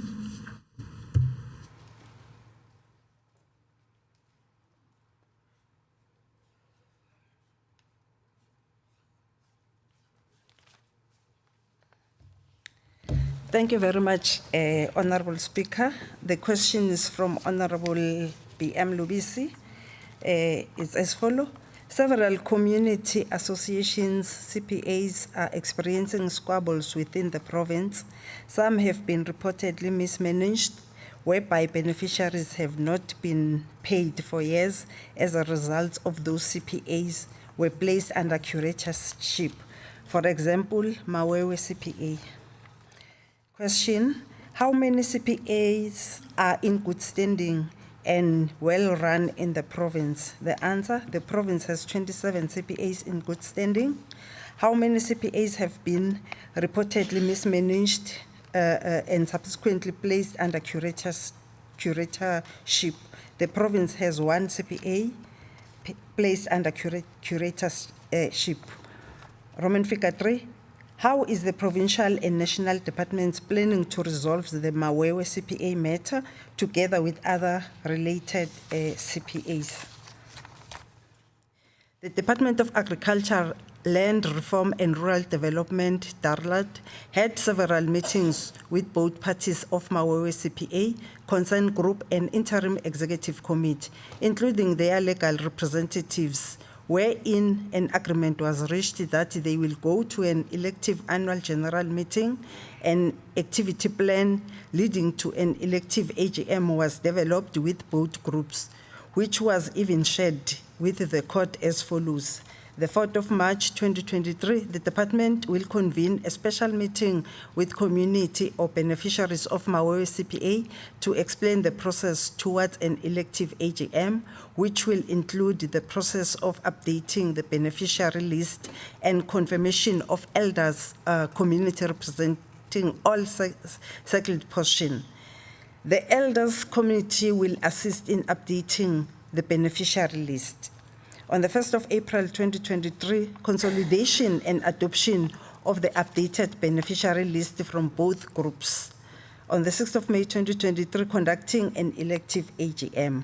With regard to resolving other related CPAs, the department is working on a plan for the 2023-2024 financial year to appoint panelist service providers to assist in mediating and regularization of CPAs that have challenges in Mpumalanga province. The above is developed to address capacity challenges within DARLAD, with only 11 officials servicing 411 registered CPAs across the province. The same officials are dealing with other tender legislation, including ESTA, which deals with eviction on farms. Thank you very much, Speaker. Honorable Mlombo, do you have a follow-up question? Thank you very much, Honorable Speaker. I think we must thank the Honorable MEC. Take your seat, Honorable MEC. Yes, Honorable Speaker, I was indicating that we must thank the Honorable MEC for the plan to intervene in terms of the Mawewe challenge. We will monitor that plan and ensure that we monitor the implementation part of the plan. But thank you very much that there is an intervention. An unlovely situation was happening in that area. Thank you very much. Are there follow-up questions from other honorable members? Thank you very much, Honorable MEC. The next question is from Honorable TMJ Khrovimoken from the Democratic Alliance to ask the MEC for Cooperative Governance and Traditional Affairs. Over to you, MEC.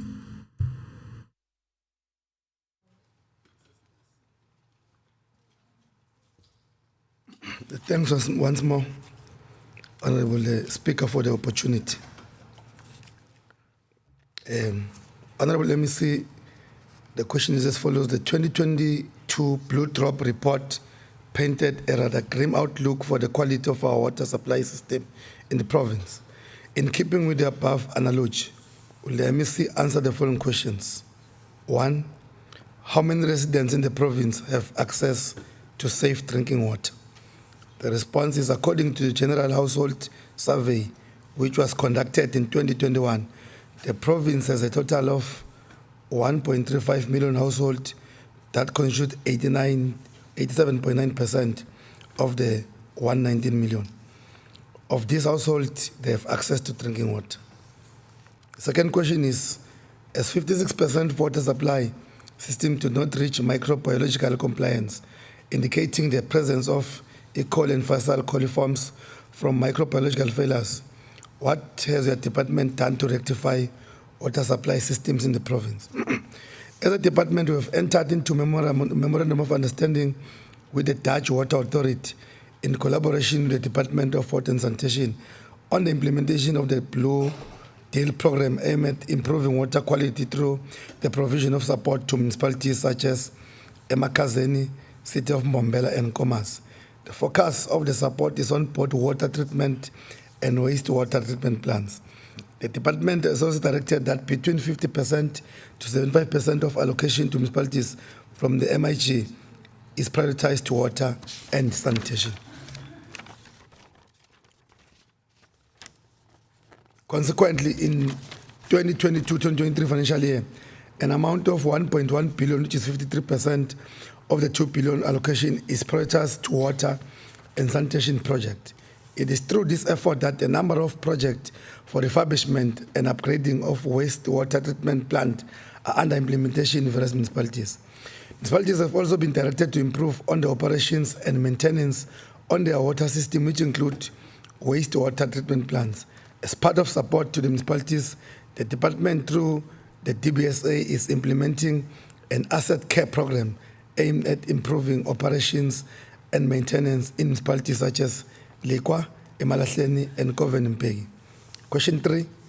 The very same can be said for chemical compliance of water system in the provinces, as 71% of water supply system that the presence of chemicals which could pose a health risk to consumers. What has the department done to rectify this issue in our water system?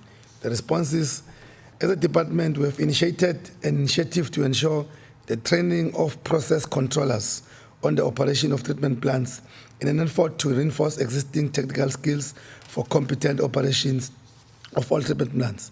The private sector is being mobilized to support the initiative as part of the TDM model. As mentioned earlier, we have also directed that between 50 to 75 allocation to municipalities from the AMIC must be prioritized to water and sanitation. Consequently, in the 2022-2023 financial year, an amount of 1.1 billion is set up, of which is 50% of the 2 billion is prioritized for the purpose of water and sanitation project. More importantly, municipalities are allowed to use 10% of the AMIC allocation to address operation and maintenance of water and sanitation infrastructure, and the department has supported all business plans by municipalities in this regard. We have also entered into an MOU which the Inkomati Usutu Catchment Management Agents, particularly to collaborate on supporting municipalities in ensuring clean water in their water systems and catchment areas. The department, on a quality basis, undertakes functional assessment of water system municipalities and provides recommended remedial actions where defects and shortcomings are identified. The department continues to ensure good collaboration with stakeholders such as IUCMA, MISA, Department of Water Sanitation, SALGA, and the district municipalities towards incorporating methods of improving water quality by encouraging training, water forums, research initiatives, improved technologies, and other collaborative activities towards achieving blue and green drop standards. It is important, Honourable Speaker, to highlight that the district municipalities have increased their efforts of supporting municipalities through frequent testing of water quality to ensure that the water in municipal system is conducive for human consumption. Thank you very much.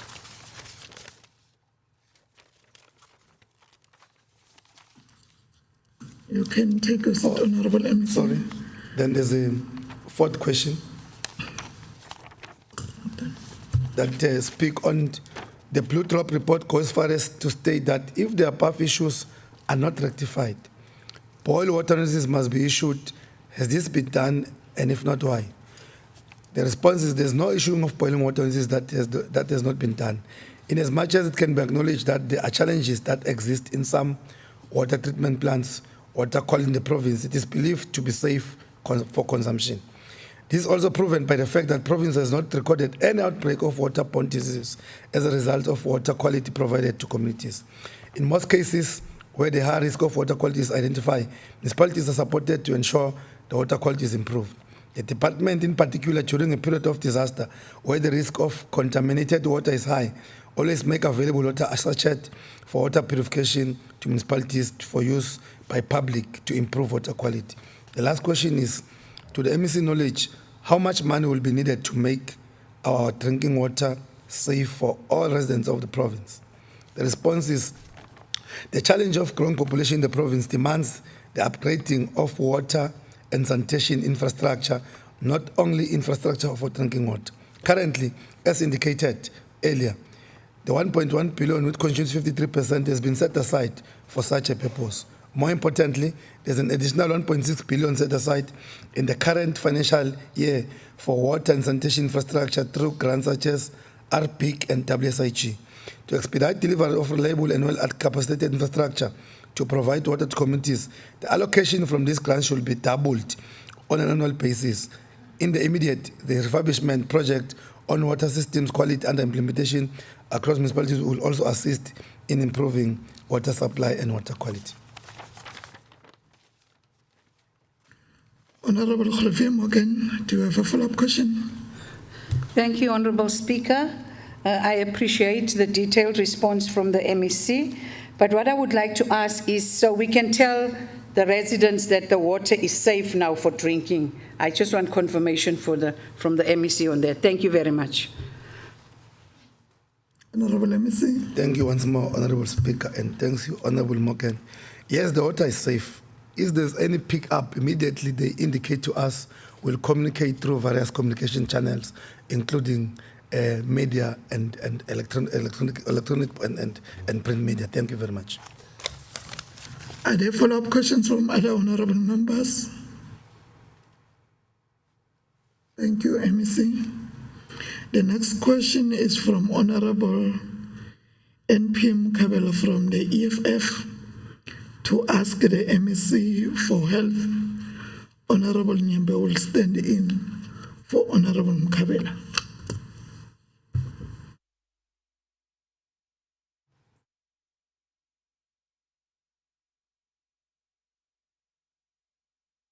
Thank you, Honorable Speaker. The question from Honorable NPM Kabele. There has been media reports and rumors recently which suggest that COVID-19 is still very much alive, with the city of Mbombela recording new cases. The first question, were there any truth to these reports, and is there a reason to panic and worry? The response that the city of Mbombela contributed 18 new cases, which is 28.5% of the 63 new cases reported by the province as a whole during that week, which is week 10, from week 6 to week 10, providing that COVID-19 is still active and continuing to infect individuals. There's no need for the panic to worry or panic, though, as the situation is still under control. As I've indicated, it was only during that time that out of the 63 in the whole province, Mbombela recorded 18. So as a department, we're just communicating amongst ourselves.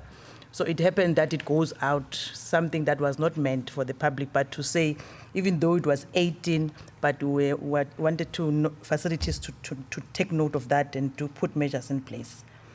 The second question is that, can the Honorable MEC update us on the status of the virus COVID-19 in the province?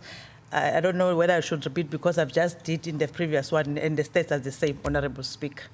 In terms of measures to ensure that the citizens are safe include the following, not limited to case investigation, contact tracing to identify cluster and super spreaders to prevent further spread, and the COVID-19 case management, risk communication and community engagement, vaccination rollout program to achieve the 70% herd immunity, and also integration of COVID-19 vaccine into routine healthcare services to increase access to the public. I thank you, Honorable Speaker. Honorable Nyembe, do you have a follow-up question? Are there follow-up questions from other honorable members? Thank you, MEC. The next question is from Honorable Tia Makaringe from the ANC, to ask the MEC for Finance, Economic Development and Tourism, and Honorable Mlombo will stand in for Honorable Makaringe.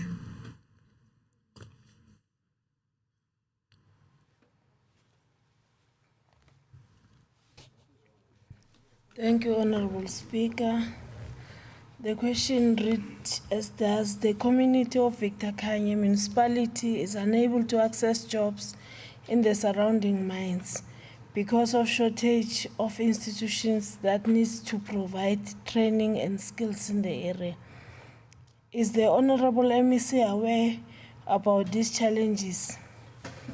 In response, yes, the Honorable MEC is aware of the fact. However, the Victor Khanye local municipality is not an isolated case.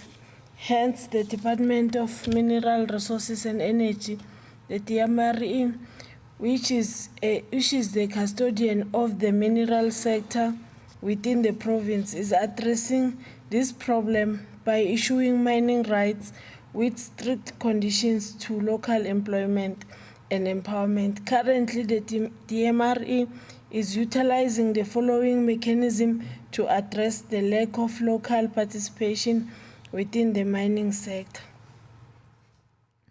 SLP, social labor plans.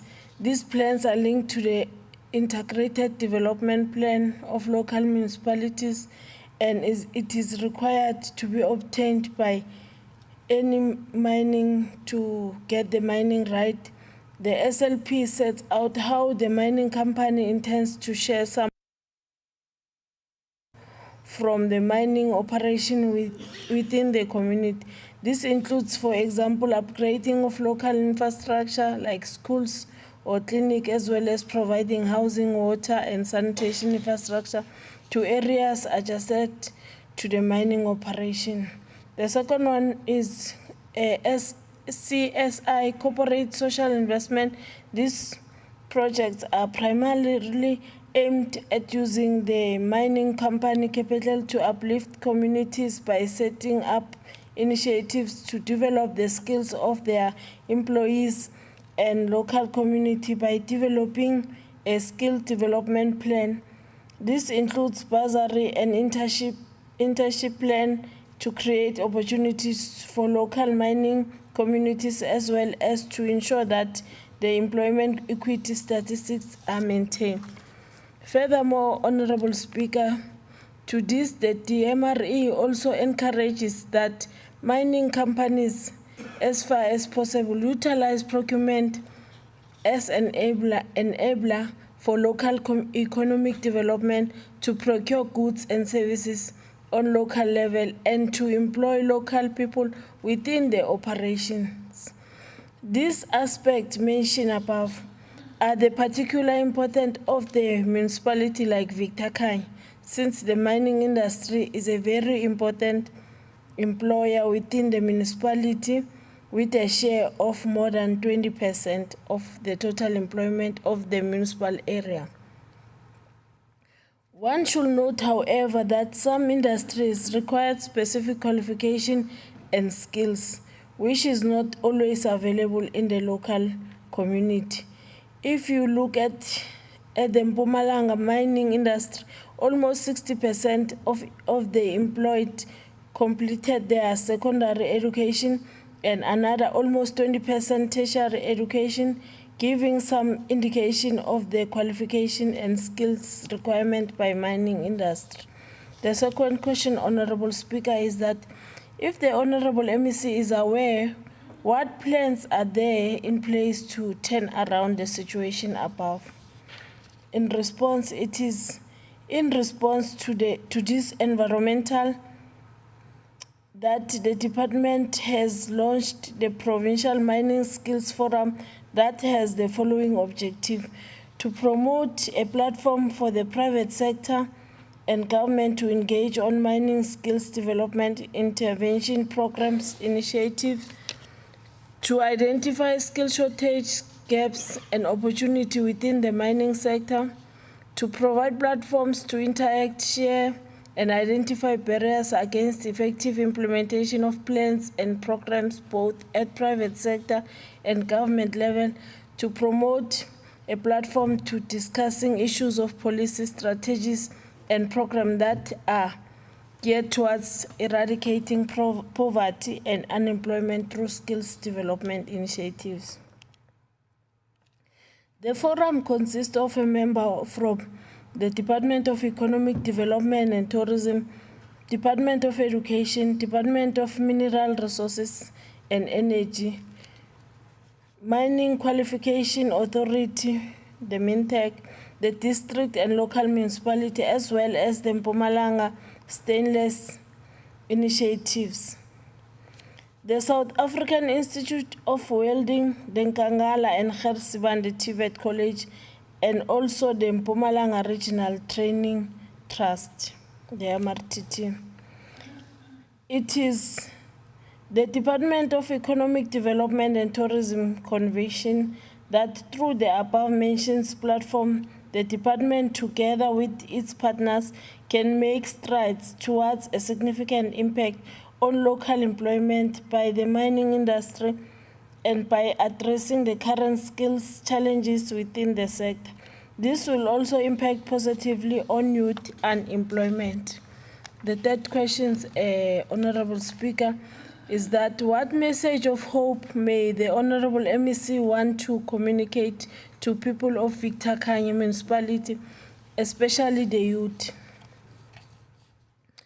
In response, Honorable Speaker, we are indicating that, as already indicated extensively on the previous responses, the department, in collaboration with the DMRE, the Mineral Council South Africa, the MCSA, and district and local municipality, established the Provincial Mining Sector Forum to address the issues emanating from the mining industry in holistic manner.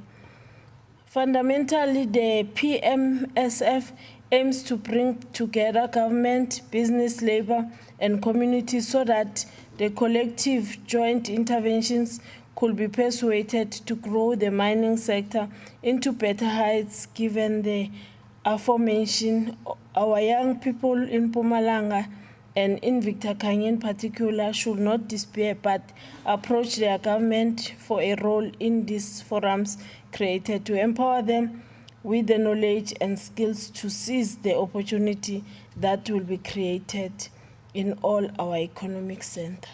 Thank you, Honorable Speaker. Honorable Mlombo, do you have a follow-up question? Thank you very much, Honorable Speaker. No follow-up question, Honorable Speaker. Thank you very much. The Honorable MEC have responded sufficiently, so thank you. Are there follow-up questions from other honorable members? Thank you, Honorable MEC. The next question is from Honorable M. Lachimnarain from the ANC to ask the MEC for Education. We have received an apology for Honorable Lachimnarain, and Honorable J.C. Shongwe will stand in for Honorable Lachimnarain, and Honorable Majuba. The questions will be responded by Honorable Shiba.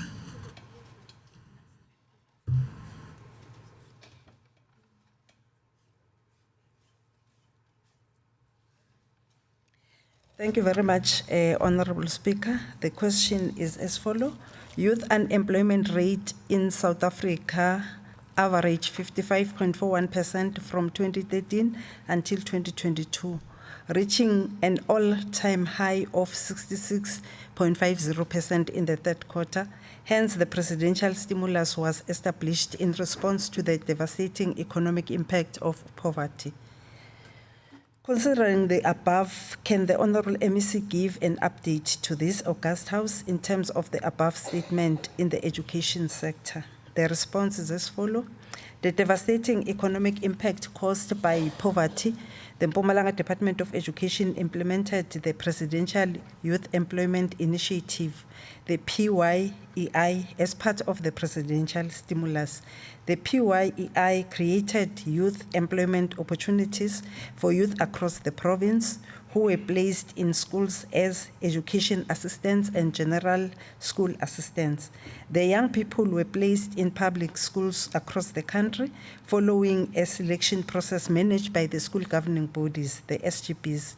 In addition to the employment opportunities, the PYEI also provides training for the assistants to equip them with portable skills, to equip them to fulfill their duties and improve their employability beyond their participation in the PYEI. The implementation of the presidential stimulus in education through the PYEI has enjoyed much success.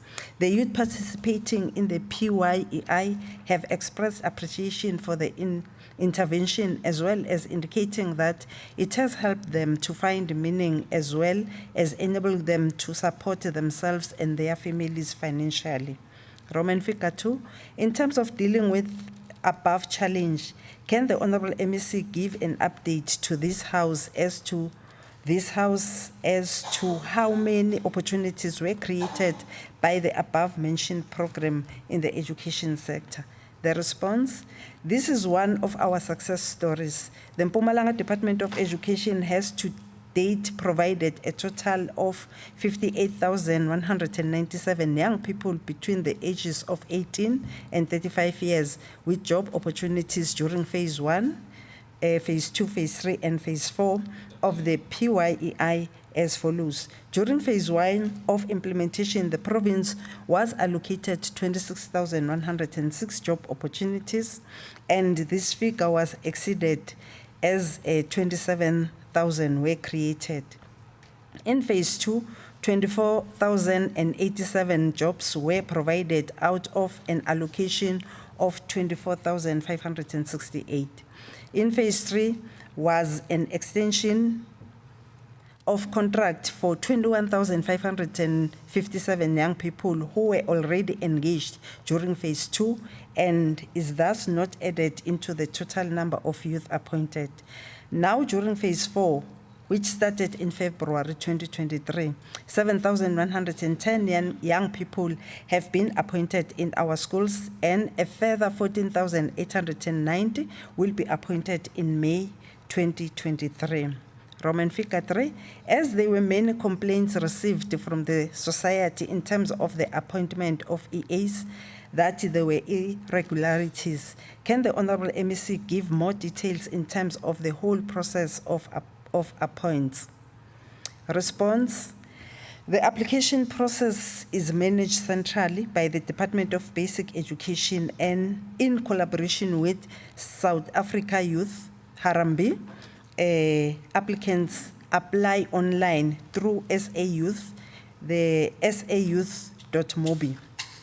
The SA Youth then consolidates the applicants, sends a proof of applicants to schools, and schools use the list from SA Youth to shortlist and appoint assistants.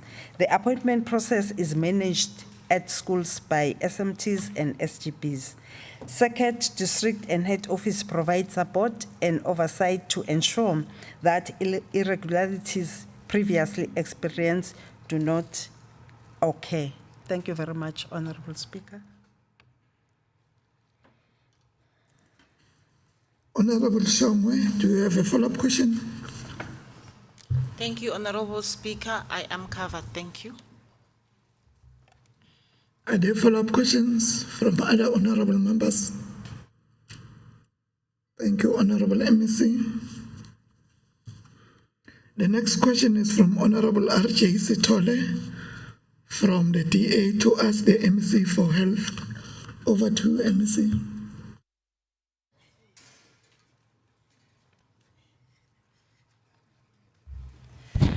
Thank you, Honorable Speaker. The Honorable R.J. Sitole to ask the MEC for health. With regard to maternal, newborn, and neonatal death in Mpumalanga healthcare facilities, can the Honorable MEC please indicate the following? Honorable MEC, actual numbers maternal death were recorded in all healthcare facilities in Mpumalanga in the last 3 financial years? Please provide breakdown hospitals and clinics.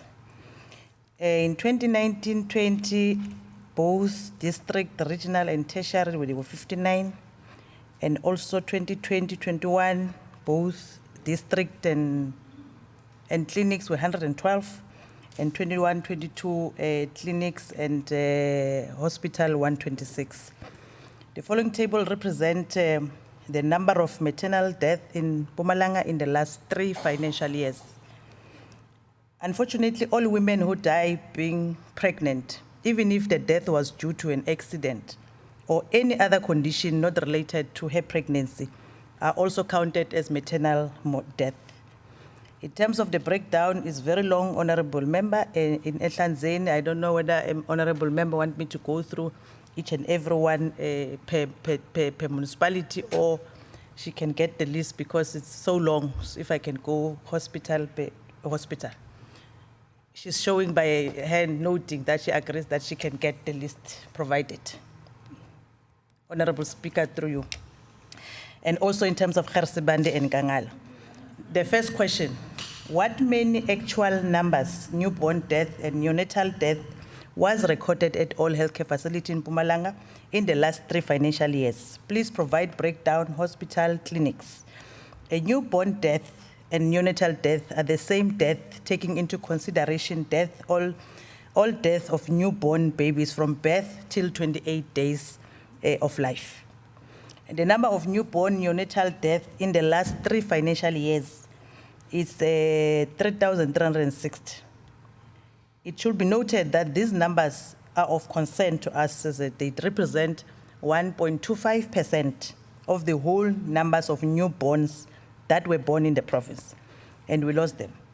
The contributory factors being mainly women who do not attend the antenatal care services during their pregnancy, and the inadequate number of neonatal ICU in the province. Hence, in our 2023-24 financial year, we have received a special allocation to be able to open a neonatal critical care facility in Witbank Hospital by appointing more staff to render the specialized services and save our newborns who need critical care. In terms of the breakdown, also you'll realize that most of the deaths are in your tertiary and also your regional hospital, meaning that's where we need to have more special care in terms of when they present themselves and they've not attended any of the maternal classes, and then they're coming to the hospital.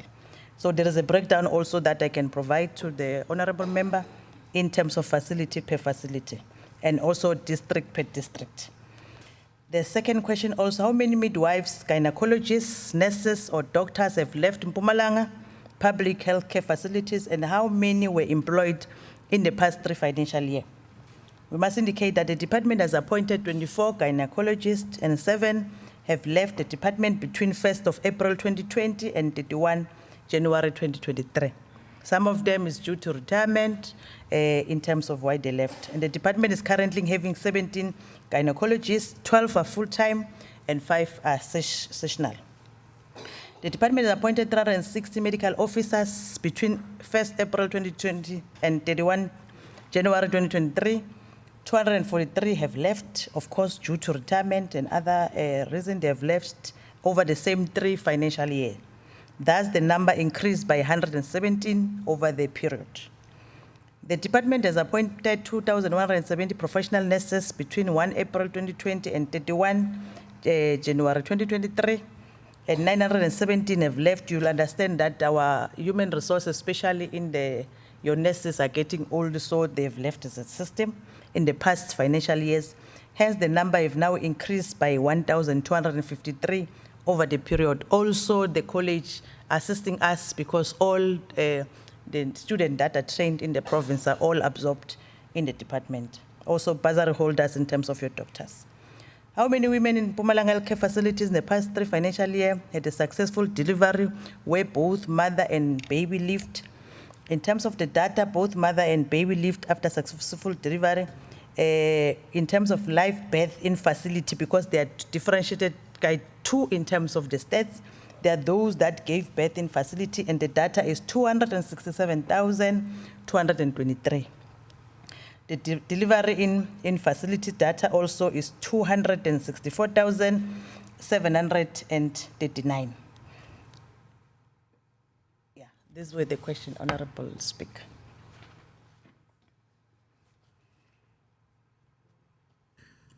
Honorable Sitola, do you have a follow-up question? Thank you, Honorable Speaker. I just want to confirm through you, Honorable Speaker, that for question 1 and 2, because the MEC has got the data available, it was just too long to present in the House. If I can get it maybe today or tomorrow, whichever will be convenient, but the answers were responded to adequately. Thank you, Honorable Speaker.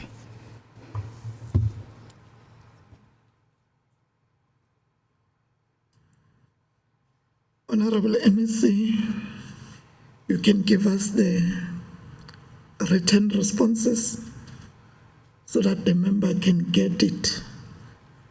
Are there follow-up questions? Thank you, Honorable MEC. The next question is from Honorable N.G. Nyembe from the EFF to ask the MEC for Agriculture, Rural Development, Land and Environmental Affairs. Over to you, MEC.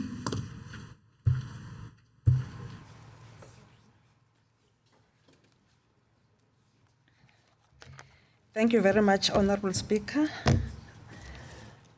The question is as follows. The recent heavy rainfall have left a trail of disaster in the province within the agricultural sector, with crops and livestock swept away by raging rivers.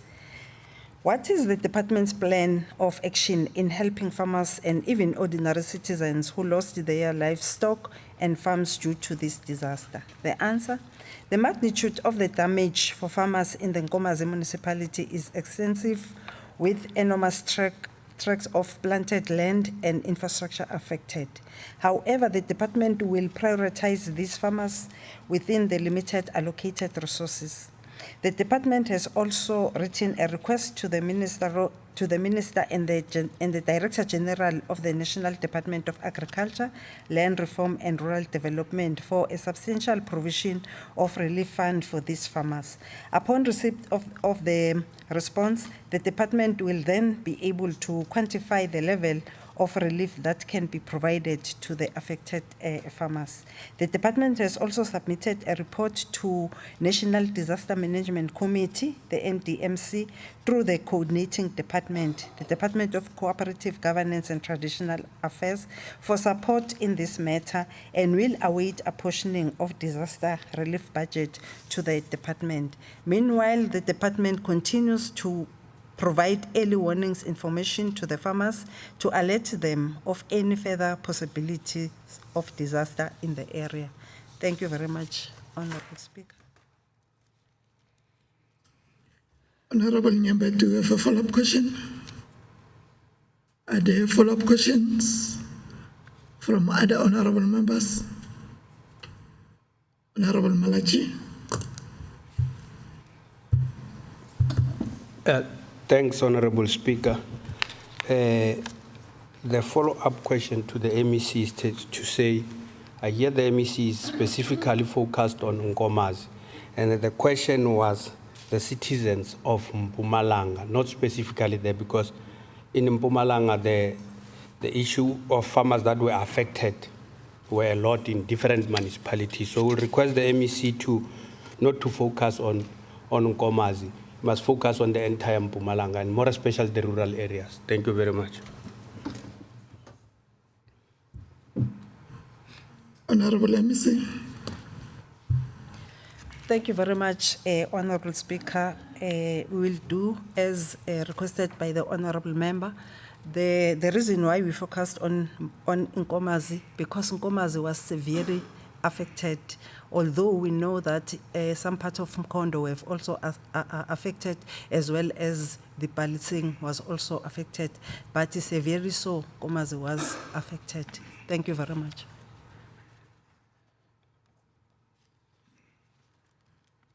Is there any follow-up, honorable members? Thank you, Honorable MEC. The next question is from Honorable Jisi Shongwe from the ANC. Governance and Traditional Affairs. Over to you, Honorable MEC. Thank you, Honorable Speaker, once more. Honorable Shabalala from the ANC to ask MEC for Corporate Governance and Traditional Affairs. Water is a basic human right. We acknowledge that South Africa is a water-scarce country. In the past and recent times, the province witnessed service delivery protests mainly predicated on lack or continuously interrupted water provision. And it's evident that such protests emanate from townships, villages, and rural areas where the black segment of our population resides. To briefly illustrate this, when Inyaka Dam was built in Bushbuckridge, the intention was to resolve the water crisis. Some areas around Gapogweni in the Mbombela municipality are without water for a prolonged period. The first question is, can the MEC shed some light on why black residential areas are most affected by water supply, whereas this is their constitutional right? The response is, it is an open secret that the displacement and deprivation of basic human rights during apartheid era has left scars that are still visible and evident in our communities. More especially when it comes to infrastructure for the delivery of basic services, where most black areas did not have the required infrastructure. The government of today has made significant strides in improving access of water in the province, as we have indicated previously on the general household of 87.9% in the province that have access to water, which they did not have previously. The issue of bulk infrastructure remains a contributory factor to the inadequate supply of water to most communities. In the Hlanzeni district, water source has been a challenge for some time now, and the construction of the dam underway will solve the problem of water challenges.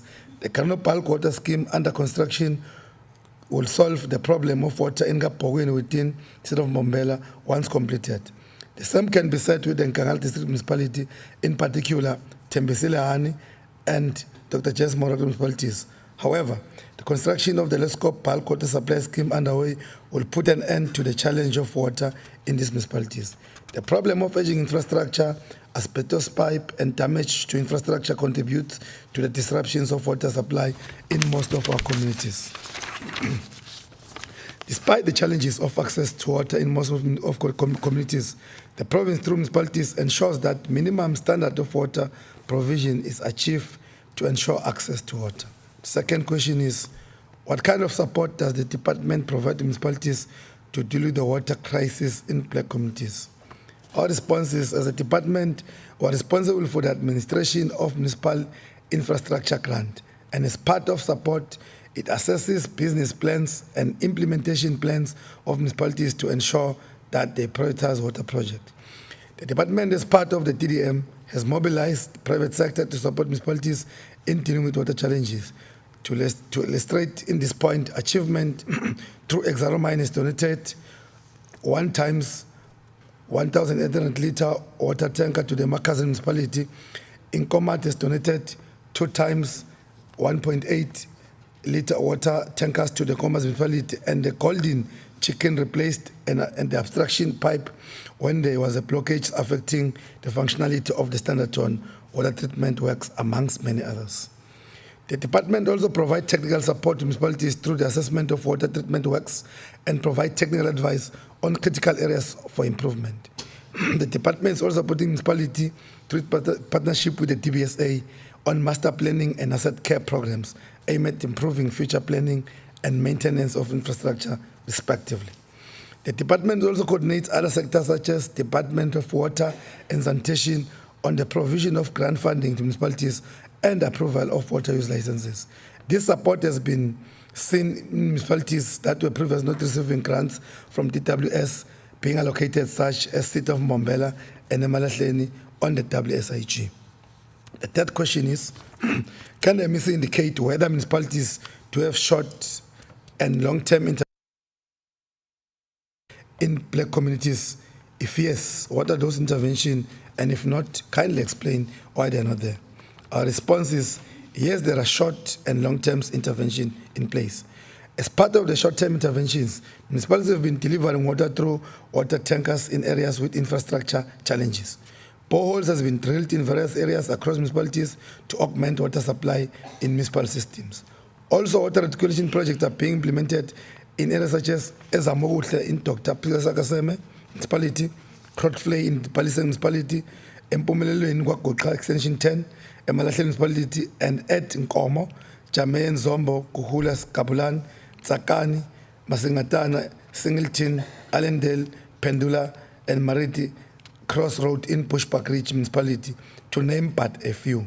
More importantly, as part of the long-term, municipalities are implementing bulk infrastructure project aimed at improving capacity municipal water supply. This project include, amongst others, the Balfour Siatemba Regional Bulk Water Scheme, Yerstehoek Regional Bulk Water Scheme, Driekopies Regional Bulk Water Scheme, Sibange Regional Bulk Water Scheme, Loskop Dam Water Scheme, Karno Bulk Water Scheme, Mpuluzi Regional Bulk Water Scheme, Amsterdam Bulk Water Scheme, Northern Tsigazi Bulk Water Scheme. The municipalities are also implementing projects for the upgrading of water treatment plants in Tembisilehani, Nkomazi, and Lekwa municipalities. And this intervention should aid in improving access to water given the growing population in most of our communities. The last question is, can the MEC provide time frames as to when will municipalities resolve the water supply problems, especially in predominantly black residential areas such as townships, villages, and rural areas? Our response is, it is crucial to state that resolving water supply problem is not a matter of suspension. It is a matter that requires an immediate response from municipalities. Municipalities will continue to implement short-term interventions in all communities to provide water at all times, whilst implementing long-term interventions on power supply. Thank you very much, Honourable Speaker. Honorable Shongwe, do you have a follow-up question? No, thank you very much, Honorable Speaker. The Honorable MEC has adequately responded to all questions. Ours is to visit all the projects that were mentioned. Thank you very much. Are there follow-up questions from other honorable members? Honorable Malachi.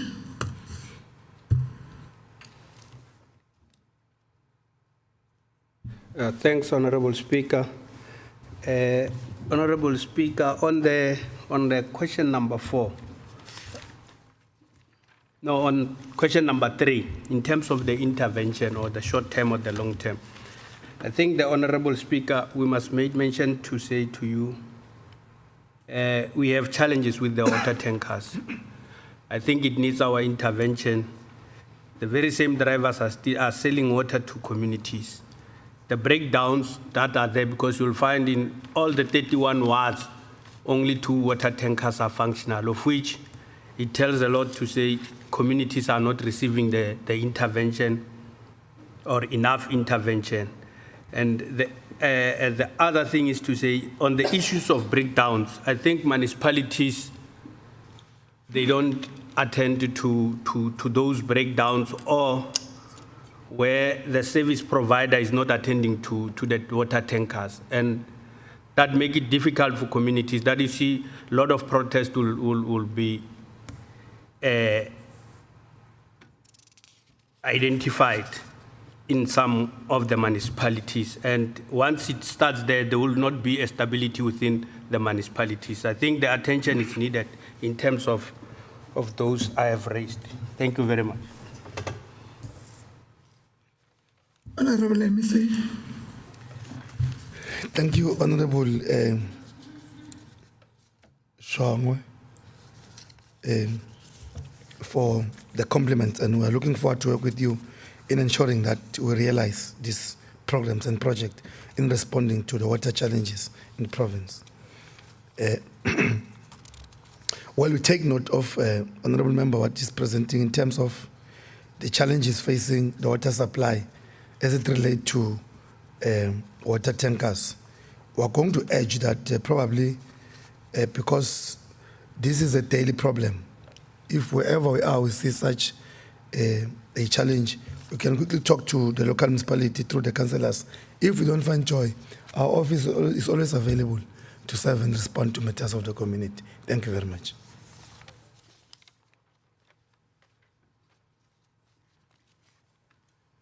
Is there any follow-up question? Thank you, Honorable MEC. The next question is from Honorable GP Mashiko from the ANC to ask the MEC for education. I have received an apology from Honorable Mashiko, and Honorable Mlombo will stand in for Honorable Mashiko. Over to you, MEC Shiva. Thank you very much, Honorable Speaker. Section 114, subsection 2 of the Constitution of the Republic of South Africa, the Constitution affirms the provincial legislature, in case Mpumalanga provincial legislature, with the powers to provide mechanism to ensure that all organs of state are accountable to it. In terms of the above, how far is the Mpumalanga Department of Education in terms of the establishment of the Mpumalanga Provincial Forum that deals with indigenous languages in the provinces? The response: the Mpumalanga Department of Education is currently working with the National Education Collaboration Trust, the NECT, under the auspices of the Department of Basic Education to develop the National Language Unit. This project is led by the technical advisor, Professor Leketi Makalela, and is expected to be completed during this academic year, 2023. Provinces will then model their own forums around the NLU. Some of the actions required from PEDs is the appointment of indigenous language coordinators on a full-time basis to fast-track the facilitation of the departmental steering committee, and furthermore to serve as liaison with other provincial language units, language associations, the PENSALB, and academics and structures in universities. Roman figure 2, how far is the Department of Education making sure that indigenous languages are taught in our schools? The response: the Department of Education is implementing the program Incremental Introduction of African Languages, IIAL, in schools where the language of learning and teaching, LOLT, is not an indigenous language. This is intended to ensure that all schools in our province teach indigenous languages to all learners at home, first additional or second additional language level. All official indigenous languages are offered and taught in Mpumalanga schools up to grade 12. For example, in the 2022 National Senior Certificate Examinations, the following number of learners wrote indigenous language examination. Siswati, home language, 21,702, wrote and 99.3% passed. Xitsonga, home language, 10,878 wrote and 97.4 passed. isiZulu, home language, 14,644 wrote and 99% passed. isiNdebele, 5,875 wrote and 99.9% passed. Sepedi, home language, 7,795 wrote and 97.6% passed. Setswana, home language, 1,183 wrote and 99.5% passed. Sesotho, home language, 196 wrote and 98% passed. And 90 learners wrote isiXhosa home language. As part of its obligation towards the development and promotion of the provincial indigenous language, official languages, the department has created a special award to all grade 12 learners that perform exceptionally well above others in Siswati and isiNdebele languages. The education sector is piloting mother tongue-based bilingual education in the Eastern Cape. The first group who started learning in their mother tongue in the intermediate phase set for their grade 12 examination in 2022.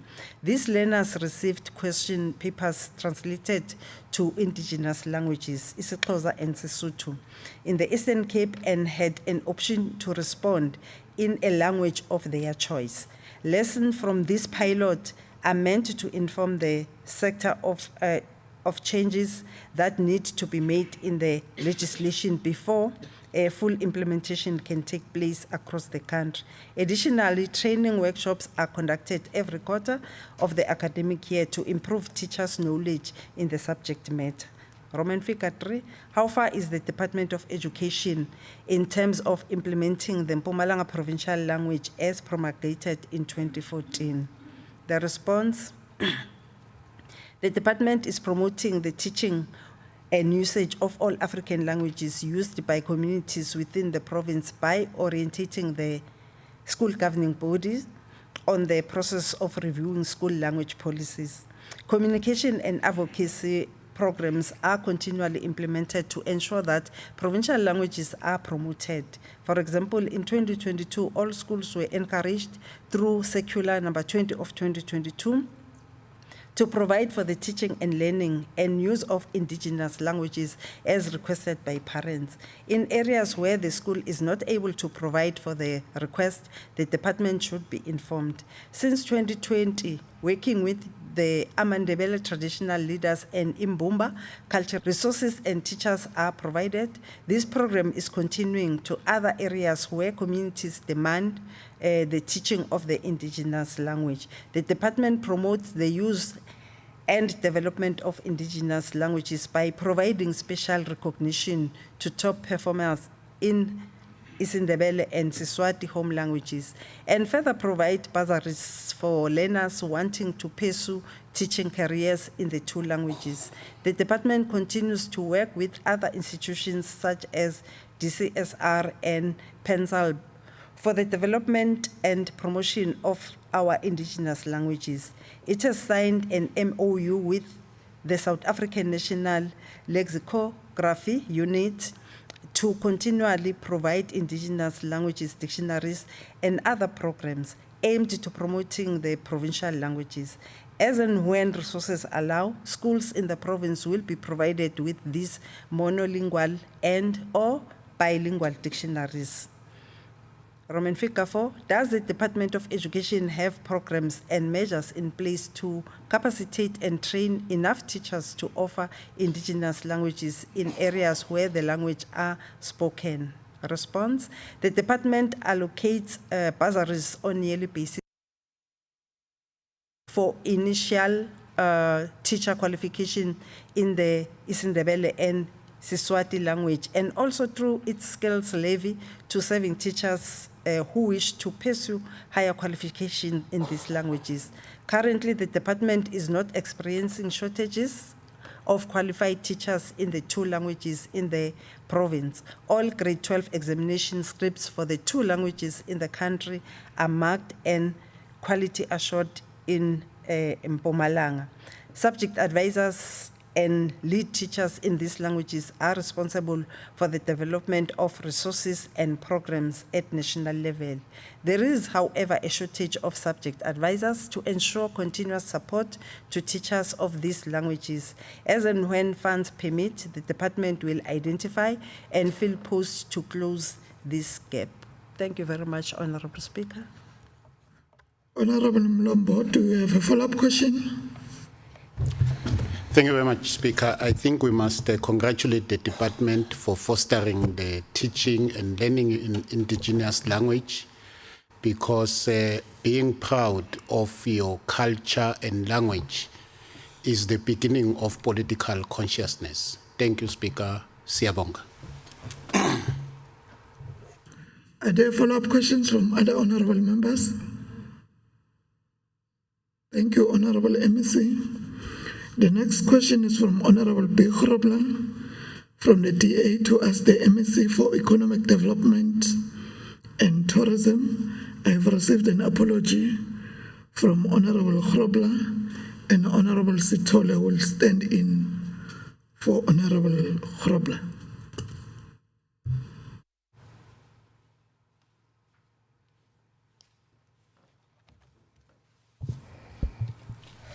Thank you, Honorable Speaker. The question reads as does, will the Honorable MEC answer the following questions concerning the fencing of the Nkomazi Special Economic Zone, which known as the SCZ? Question 1. To date, how much has been spent to fence the Nkomazi SCZ? Honorable Speaker, the response is that to date, 34,790,000 rand has been spent towards the supply, delivery, and installation of the fence at Nkomazi SCZ. Question number 2. What material was used to fence off the SCZ?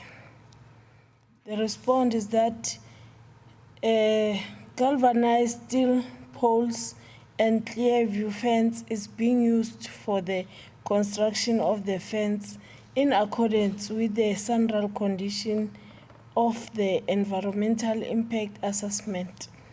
Question number 3. How many kilometers of fencing was needed to fence off the SCZ?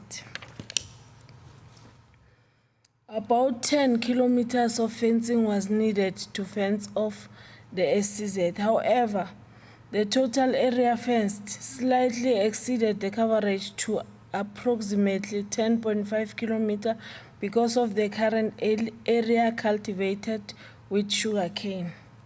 Question 4. Who was awarded this tender and how did it fare against other bidders? Was allocated from the term contractors already appointed by Dattler on the 3-year contract for the supply, delivery, and erection of the fence at Ehlanzeni district, amongst others.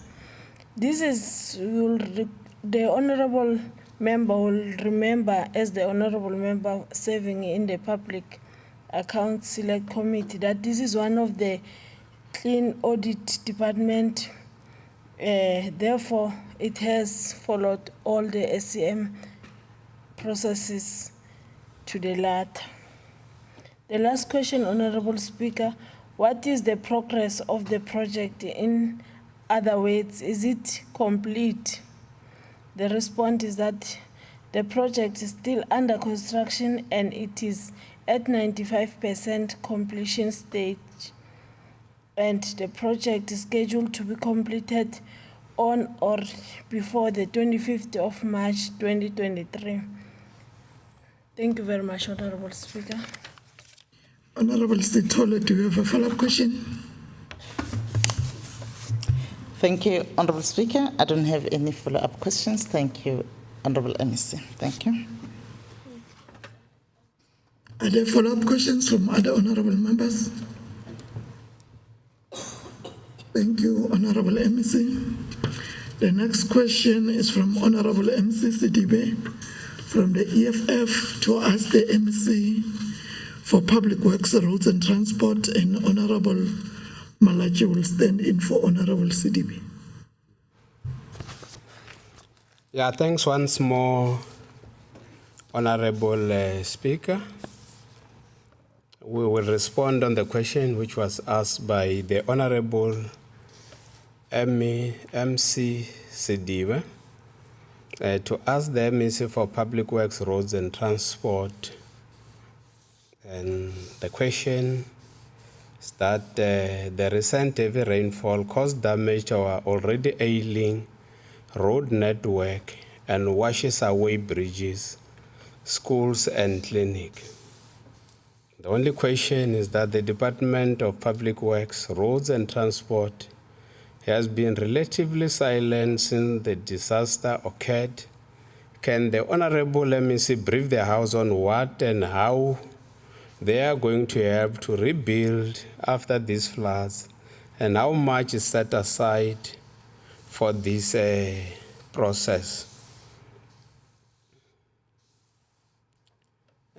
Honorable Speaker, there is a place in Bushbuckridge called Iglington. In this place, we have got close to 5 schools, but I want to talk about only 2 schools. One called Mugena High School, which was built in 1975, roughly around 1975, by Mugena Mdluli, and they named this school after this business person. Immediately after 1994, around 2000, this government, the current government, built a state-of-the-art school in that area. So it is not true that around that area, there is nothing that the government has done. There is also another school, which is a primary in that area called Kahlela. This primary currently, our government, I know because I'm the MEC for Public Works, Roads and Transport. Currently, we're building toilets in that area. And the community, they decided to engage with the school governing body because they wanted to relocate the school, and they wanted also, maybe that is the school that the Honorable Malachi is referring to. But currently we're building toilets in those schools. In the heavy rains that have been experienced in most parts of the Mpumalanga province have caused extensive damage to road infrastructure. Both municipal and provincial road assets. The magnitude and impact of the damage have been reported through the media release by the affected municipalities, the respective district municipality and the province through the office of the Premier. This communication approach has been guided by the disaster management structures in the province to ensure consistent messaging. The communication has also included the necessary warning and an indication of any emergency interventions carried out. The department has, through its regional maintenance team, assessed all the damaged infrastructure, and the approximate cost of the damage has been made. Currently, we are continuing with the assessment to profile all the damaged infrastructure, scope quantification to give a more accurate cost and determine the required intervention to repair or replace the damaged infrastructure. I request the sitting to note that because the damage have occurred toward the end of the financial year, while the program budget has been fully committed, we must note that already we're approaching the end of this financial year, but efforts have been made to enable internal teams to carry out urgent intervention for restoration of access where possible, and this has included municipal roads, especially those leading to public amenities like healthcare facilities, cemeteries, police stations, and schools.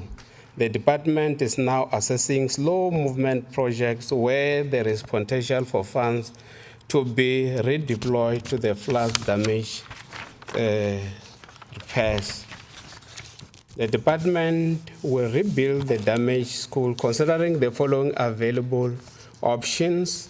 1, to use of internal teams already underway with immediate intervention.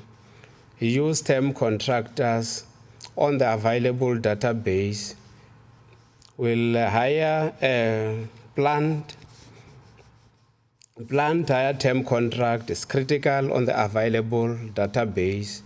Utilize contractors on capital projects can be utilized for emergency using day work rates in the respective contract. Can provide plant or do the actual work but using local labor within close proximity to the project. This is how we are responding to the question raised by the Honorable Sidibe. Thanks. Honorable Malachi, do you have a follow-up question? A follow-up question, Honorable Speaker. Are there follow-up questions from other honorable members? Thank you, Honorable MEC. The next question is from Honorable RJ Sitole from the DA to ask the MEC for education. Over to you, MEC Shiba.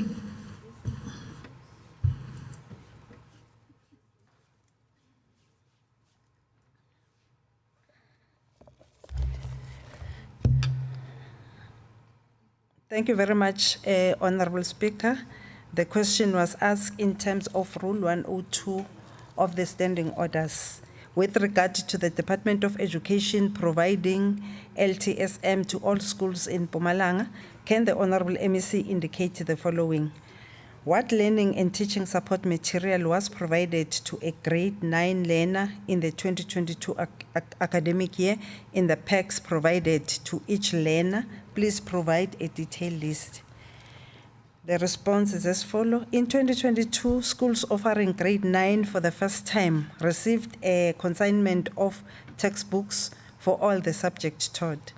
All grade 9 learners across all schools were provided with workbooks for mathematics and scholastic stationery pack. The scholastic stationery pack contained the following. Honorable Speaker, may I ask if the honorable member be provided with a written response in terms of that, because the specification included that I must be able to talk about the book, the exercise, the size of that book as an A4, faint with margin, number of page according to the latest issue of CKS specification and a number, as well as the revised quantity. If that one can be provided in read so that I can move to another question. If Honorable Speaker, you allow. Thank you, Honorable MEC. You will provide that in read. Thank you very much.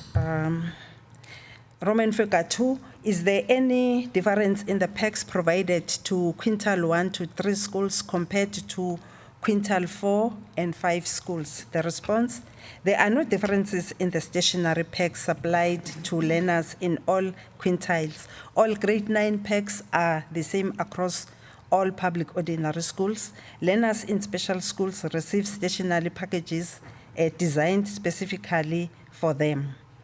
Roman figure 3, who was the supplier or suppliers who received the tender for the 2022 academic year to provide and distribute the learning and teaching support material to Mpumalanga schools and at what cost? The response, the manufacturer and supplier appointed to deliver scholastic stationery was Freedom Stationery.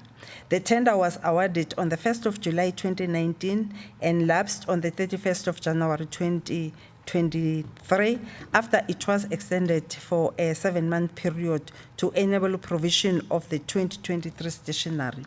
The cost of the 2022 academic year stationery for grade R to grade 12 and special schools amounted to 280,806,048 rand 5 cents.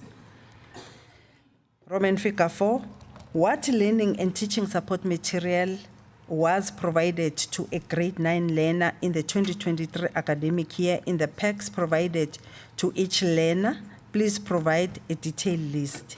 Response, in preparing for the 2023 academic year, the department, in line with the provisions of the National Curriculum Statement and the revised annual teaching plans developed through the process of curriculum trimming, designed scholastic stationery packs to be supplied to all learners in the 2023 academic year.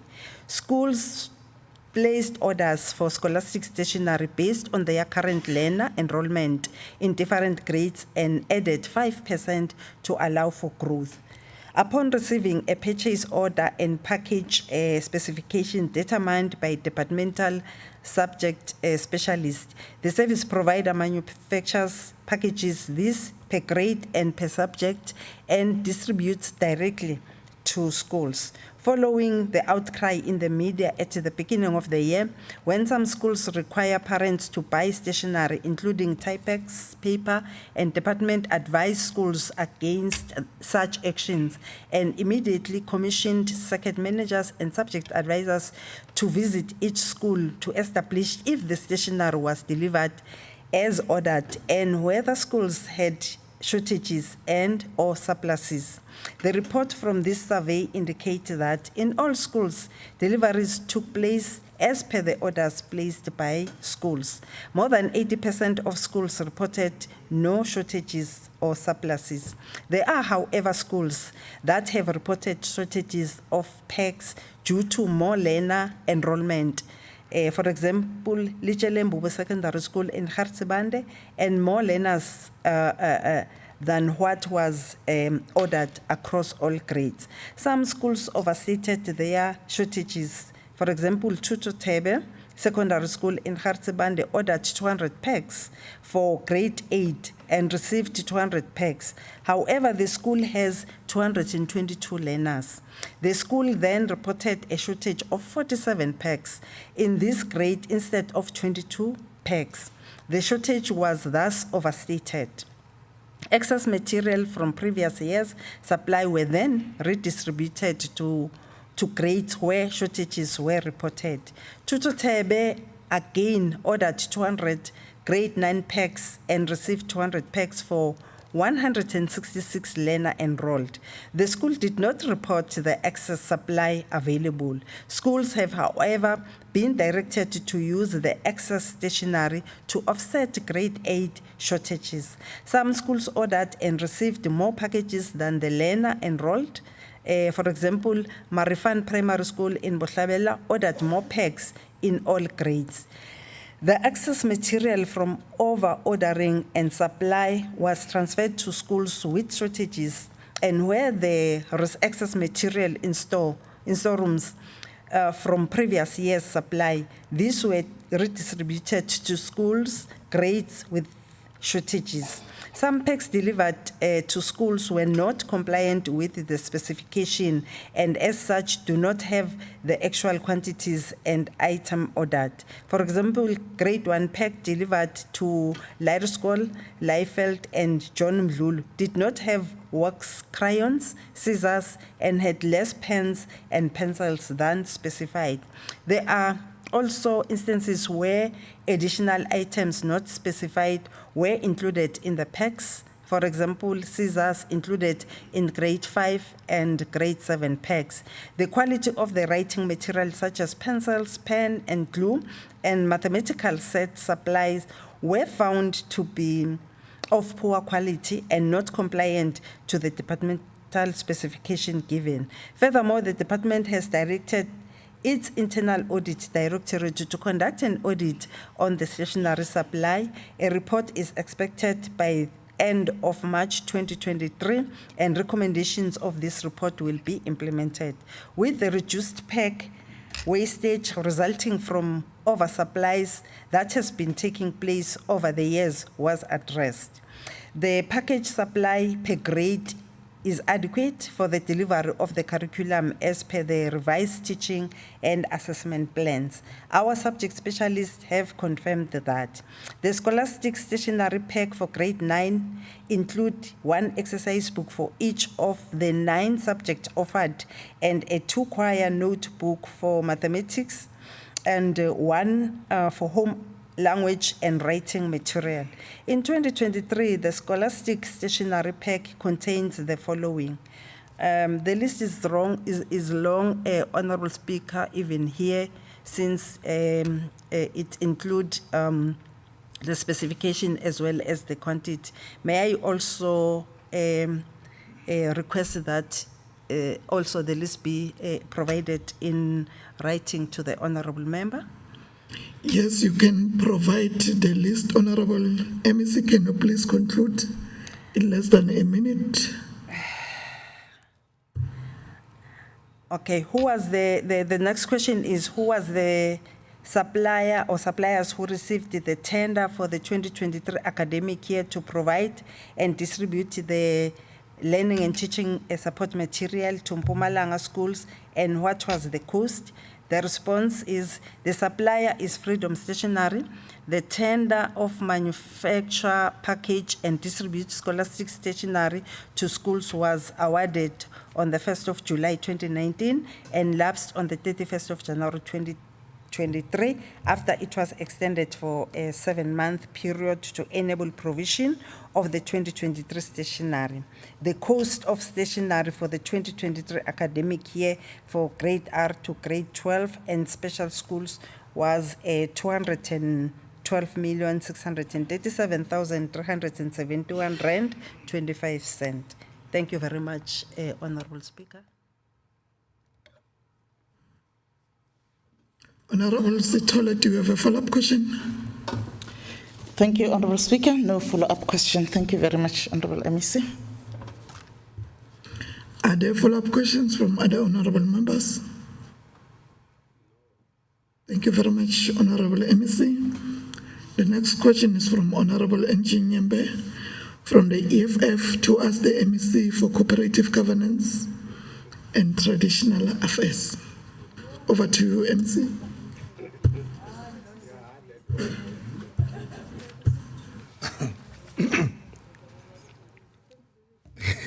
Thank you very much, Honorable Speaker, once more.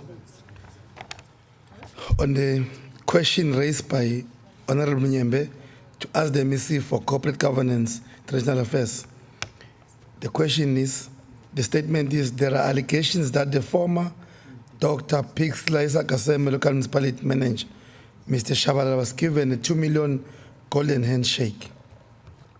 And the question is, what prompted such a golden handshake when the people of Pixley are without services? The answer is as follows.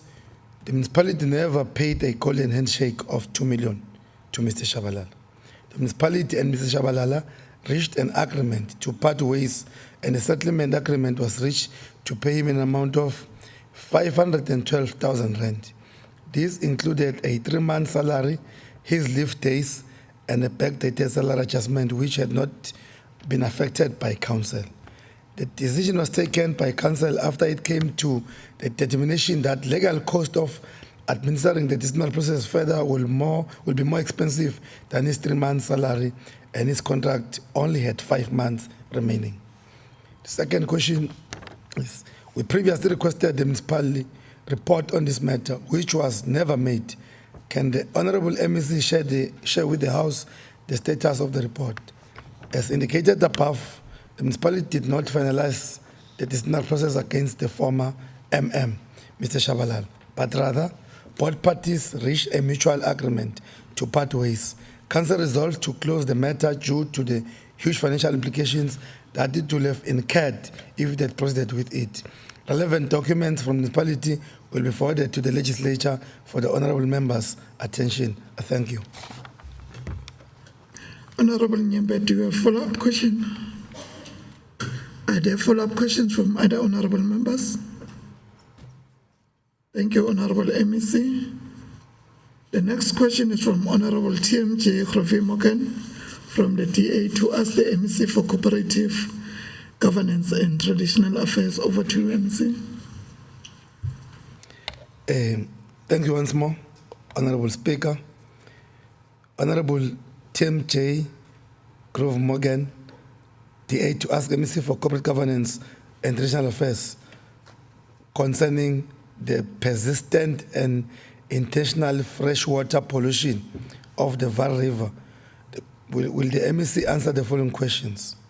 Question 1, as population of the Vaal River can be traced back as 2009, may be provided with the total amount of money invested by the local municipality to rectify issues at the wastewater treatment plant from 2009 up until now. The response is, a total of 73 million has been spent on the refurbishment of the Standerton wastewater treatment works since 2009 to date. The second question is, how much has been spent by both provincial and national governments in rectifying the population of our freshwater reserves? The response is, The province has intervened in Msugalekwa and Koven Mpegi municipalities through Department of Human Settlement. The total spent on different projects to address the Osua spillage leading to water reserves was 256,467,545 rand. The National Department, through the Department of Water and Sanitation, has spent not less than 150 million in addressing water waste systems to improve effluence. Question 3. What are the current issues with the wastewater treatment plant and sewer spillage in the municipality in general? The response is the main issues on the wastewater treatment plants and sewer spillages, including the following general in the municipality. 1. Lack of water and sanitation master plans. 2. The aging of infrastructure, which is collapsing. 3. Treatment work and operating beyond capacity. 4. The theft of cables supplying energy to treatment plants. 5. Vandalism of infrastructure such as pump stations. 6. Inadequate budget allocation to implement project and maintain infrastructure. 7. Delays on project management. 8.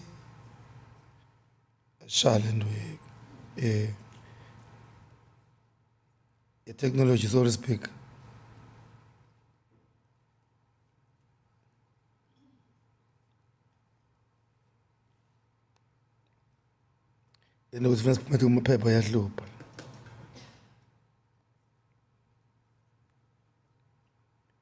Thank you, Speaker, for your patience. 8, poor infrastructure planning and implementation of infrastructure project. And lastly, poor maintenance of infrastructure. The fourth question is, in the 2022 Green Drop report, it was noted that standard ton water works treatment works was 164% over capacity. Given the number of monies spent over the years, why is that this treatment plant is still operating over capacity? The response is, as highlighted earlier, a total of 73 million has been spent on the refurbishment of the standard ton wastewater treatment work since 2009 to date. The plant is still operating beyond its capacity because it has not been upgraded to increase its capacity. Question 5, the last question is, how much money will be needed to stop the current intentional pollution of the Var River, and what are our current plans to deal with this issue? The response is, there is a plan in place to upgrade the standard ton wastewater treatment works. Planning and design of the upgrading project has been completed. A total approximately of 350 million will be required to implement the project for the upgrading of the plant as part of the plan. The Department of Water and Sanitation will be assisting with the funding for the mentioned above project. I thank you, Mr. Speaker. Honorable Khurvia Morgan, do you have a follow-up question? Thank you very much, Honorable Speaker. I'd like to thank the MEC for always responding detailed and not making his 3 points. Thank you very much.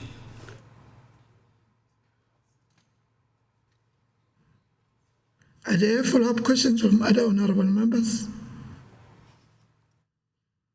Thank you, Honorable MEC. We have exhausted all the questions in the order paper. The Secretary shall read the second order of the day. Order number 2, consideration of reports of the Select Committee on Public Accounts on the following. 2.1, audit outcomes for the Department of Health for 2021-22 financial year. 2.2, audit outcomes for the Mpumalanga Tourism and Parks Agency for 21-22 financial year. 2.3, audit outcomes for the Provincial Treasury for 21-22 financial year. 2.4, audit outcomes for the Department of Agriculture, Rural Development, Land and Environmental Affairs for 2021-22 financial year. 2.6, audit outcomes for the Department of Human Settlements for 21-22 financial year. 2.6, audit outcomes for the Department of Public Works, Roads and Transport for the 21-22 financial year. 2.7, audit outcomes for the Office of the Premier for 21-22 financial year. 2.8, audit outcomes for the Mpumalanga Economic Regulator for 21-22 financial year. 2.9, audit outcomes for the Department of Social Development for 21-22 financial year. 2.10, audit outcomes for the Mpumalanga Regional Training Trust for 21-22 financial year. 2.11, audit outcomes for the Department of Education for 21-22 financial year. 2.12, audit outcomes for the Department of Cooperative Governance and Traditional Affairs for 21-22 financial year. 2.13, audit outcomes for the Department of Economic Development and Tourism for 21-22 financial year. 2.14, audit outcomes for the Mpumalanga Economic Growth Agency for 21-22 financial year. 2.15, audit outcomes for the Department of Culture, Sports and Recreation for 21-22 financial year. 2.16, audit outcomes for the Department of Community Safety, Security and Liaison for 2021-22 financial year. I have received an apology from the Honorable P.V. Mkachwa and Honorable Mlombo will table the reports on behalf of Honorable Mkachwa. Thank you very much, Honorable Speaker. I rise to table the reports, all the reports for consideration by the Honorable House on behalf of the Select Committee. Thank you very much. I am informed that there is no debate on these reports. Now the question before the House is whether we agree to adopt these reports as tabled by Honorable F.V. Mlombo. Agreed to? As so agreed. That brings us to the end of today's business. You are all requested to remain standing at your places until the House is now adjourned until Friday, the 24th March 2023 at 10 o'clock in this very same chamber.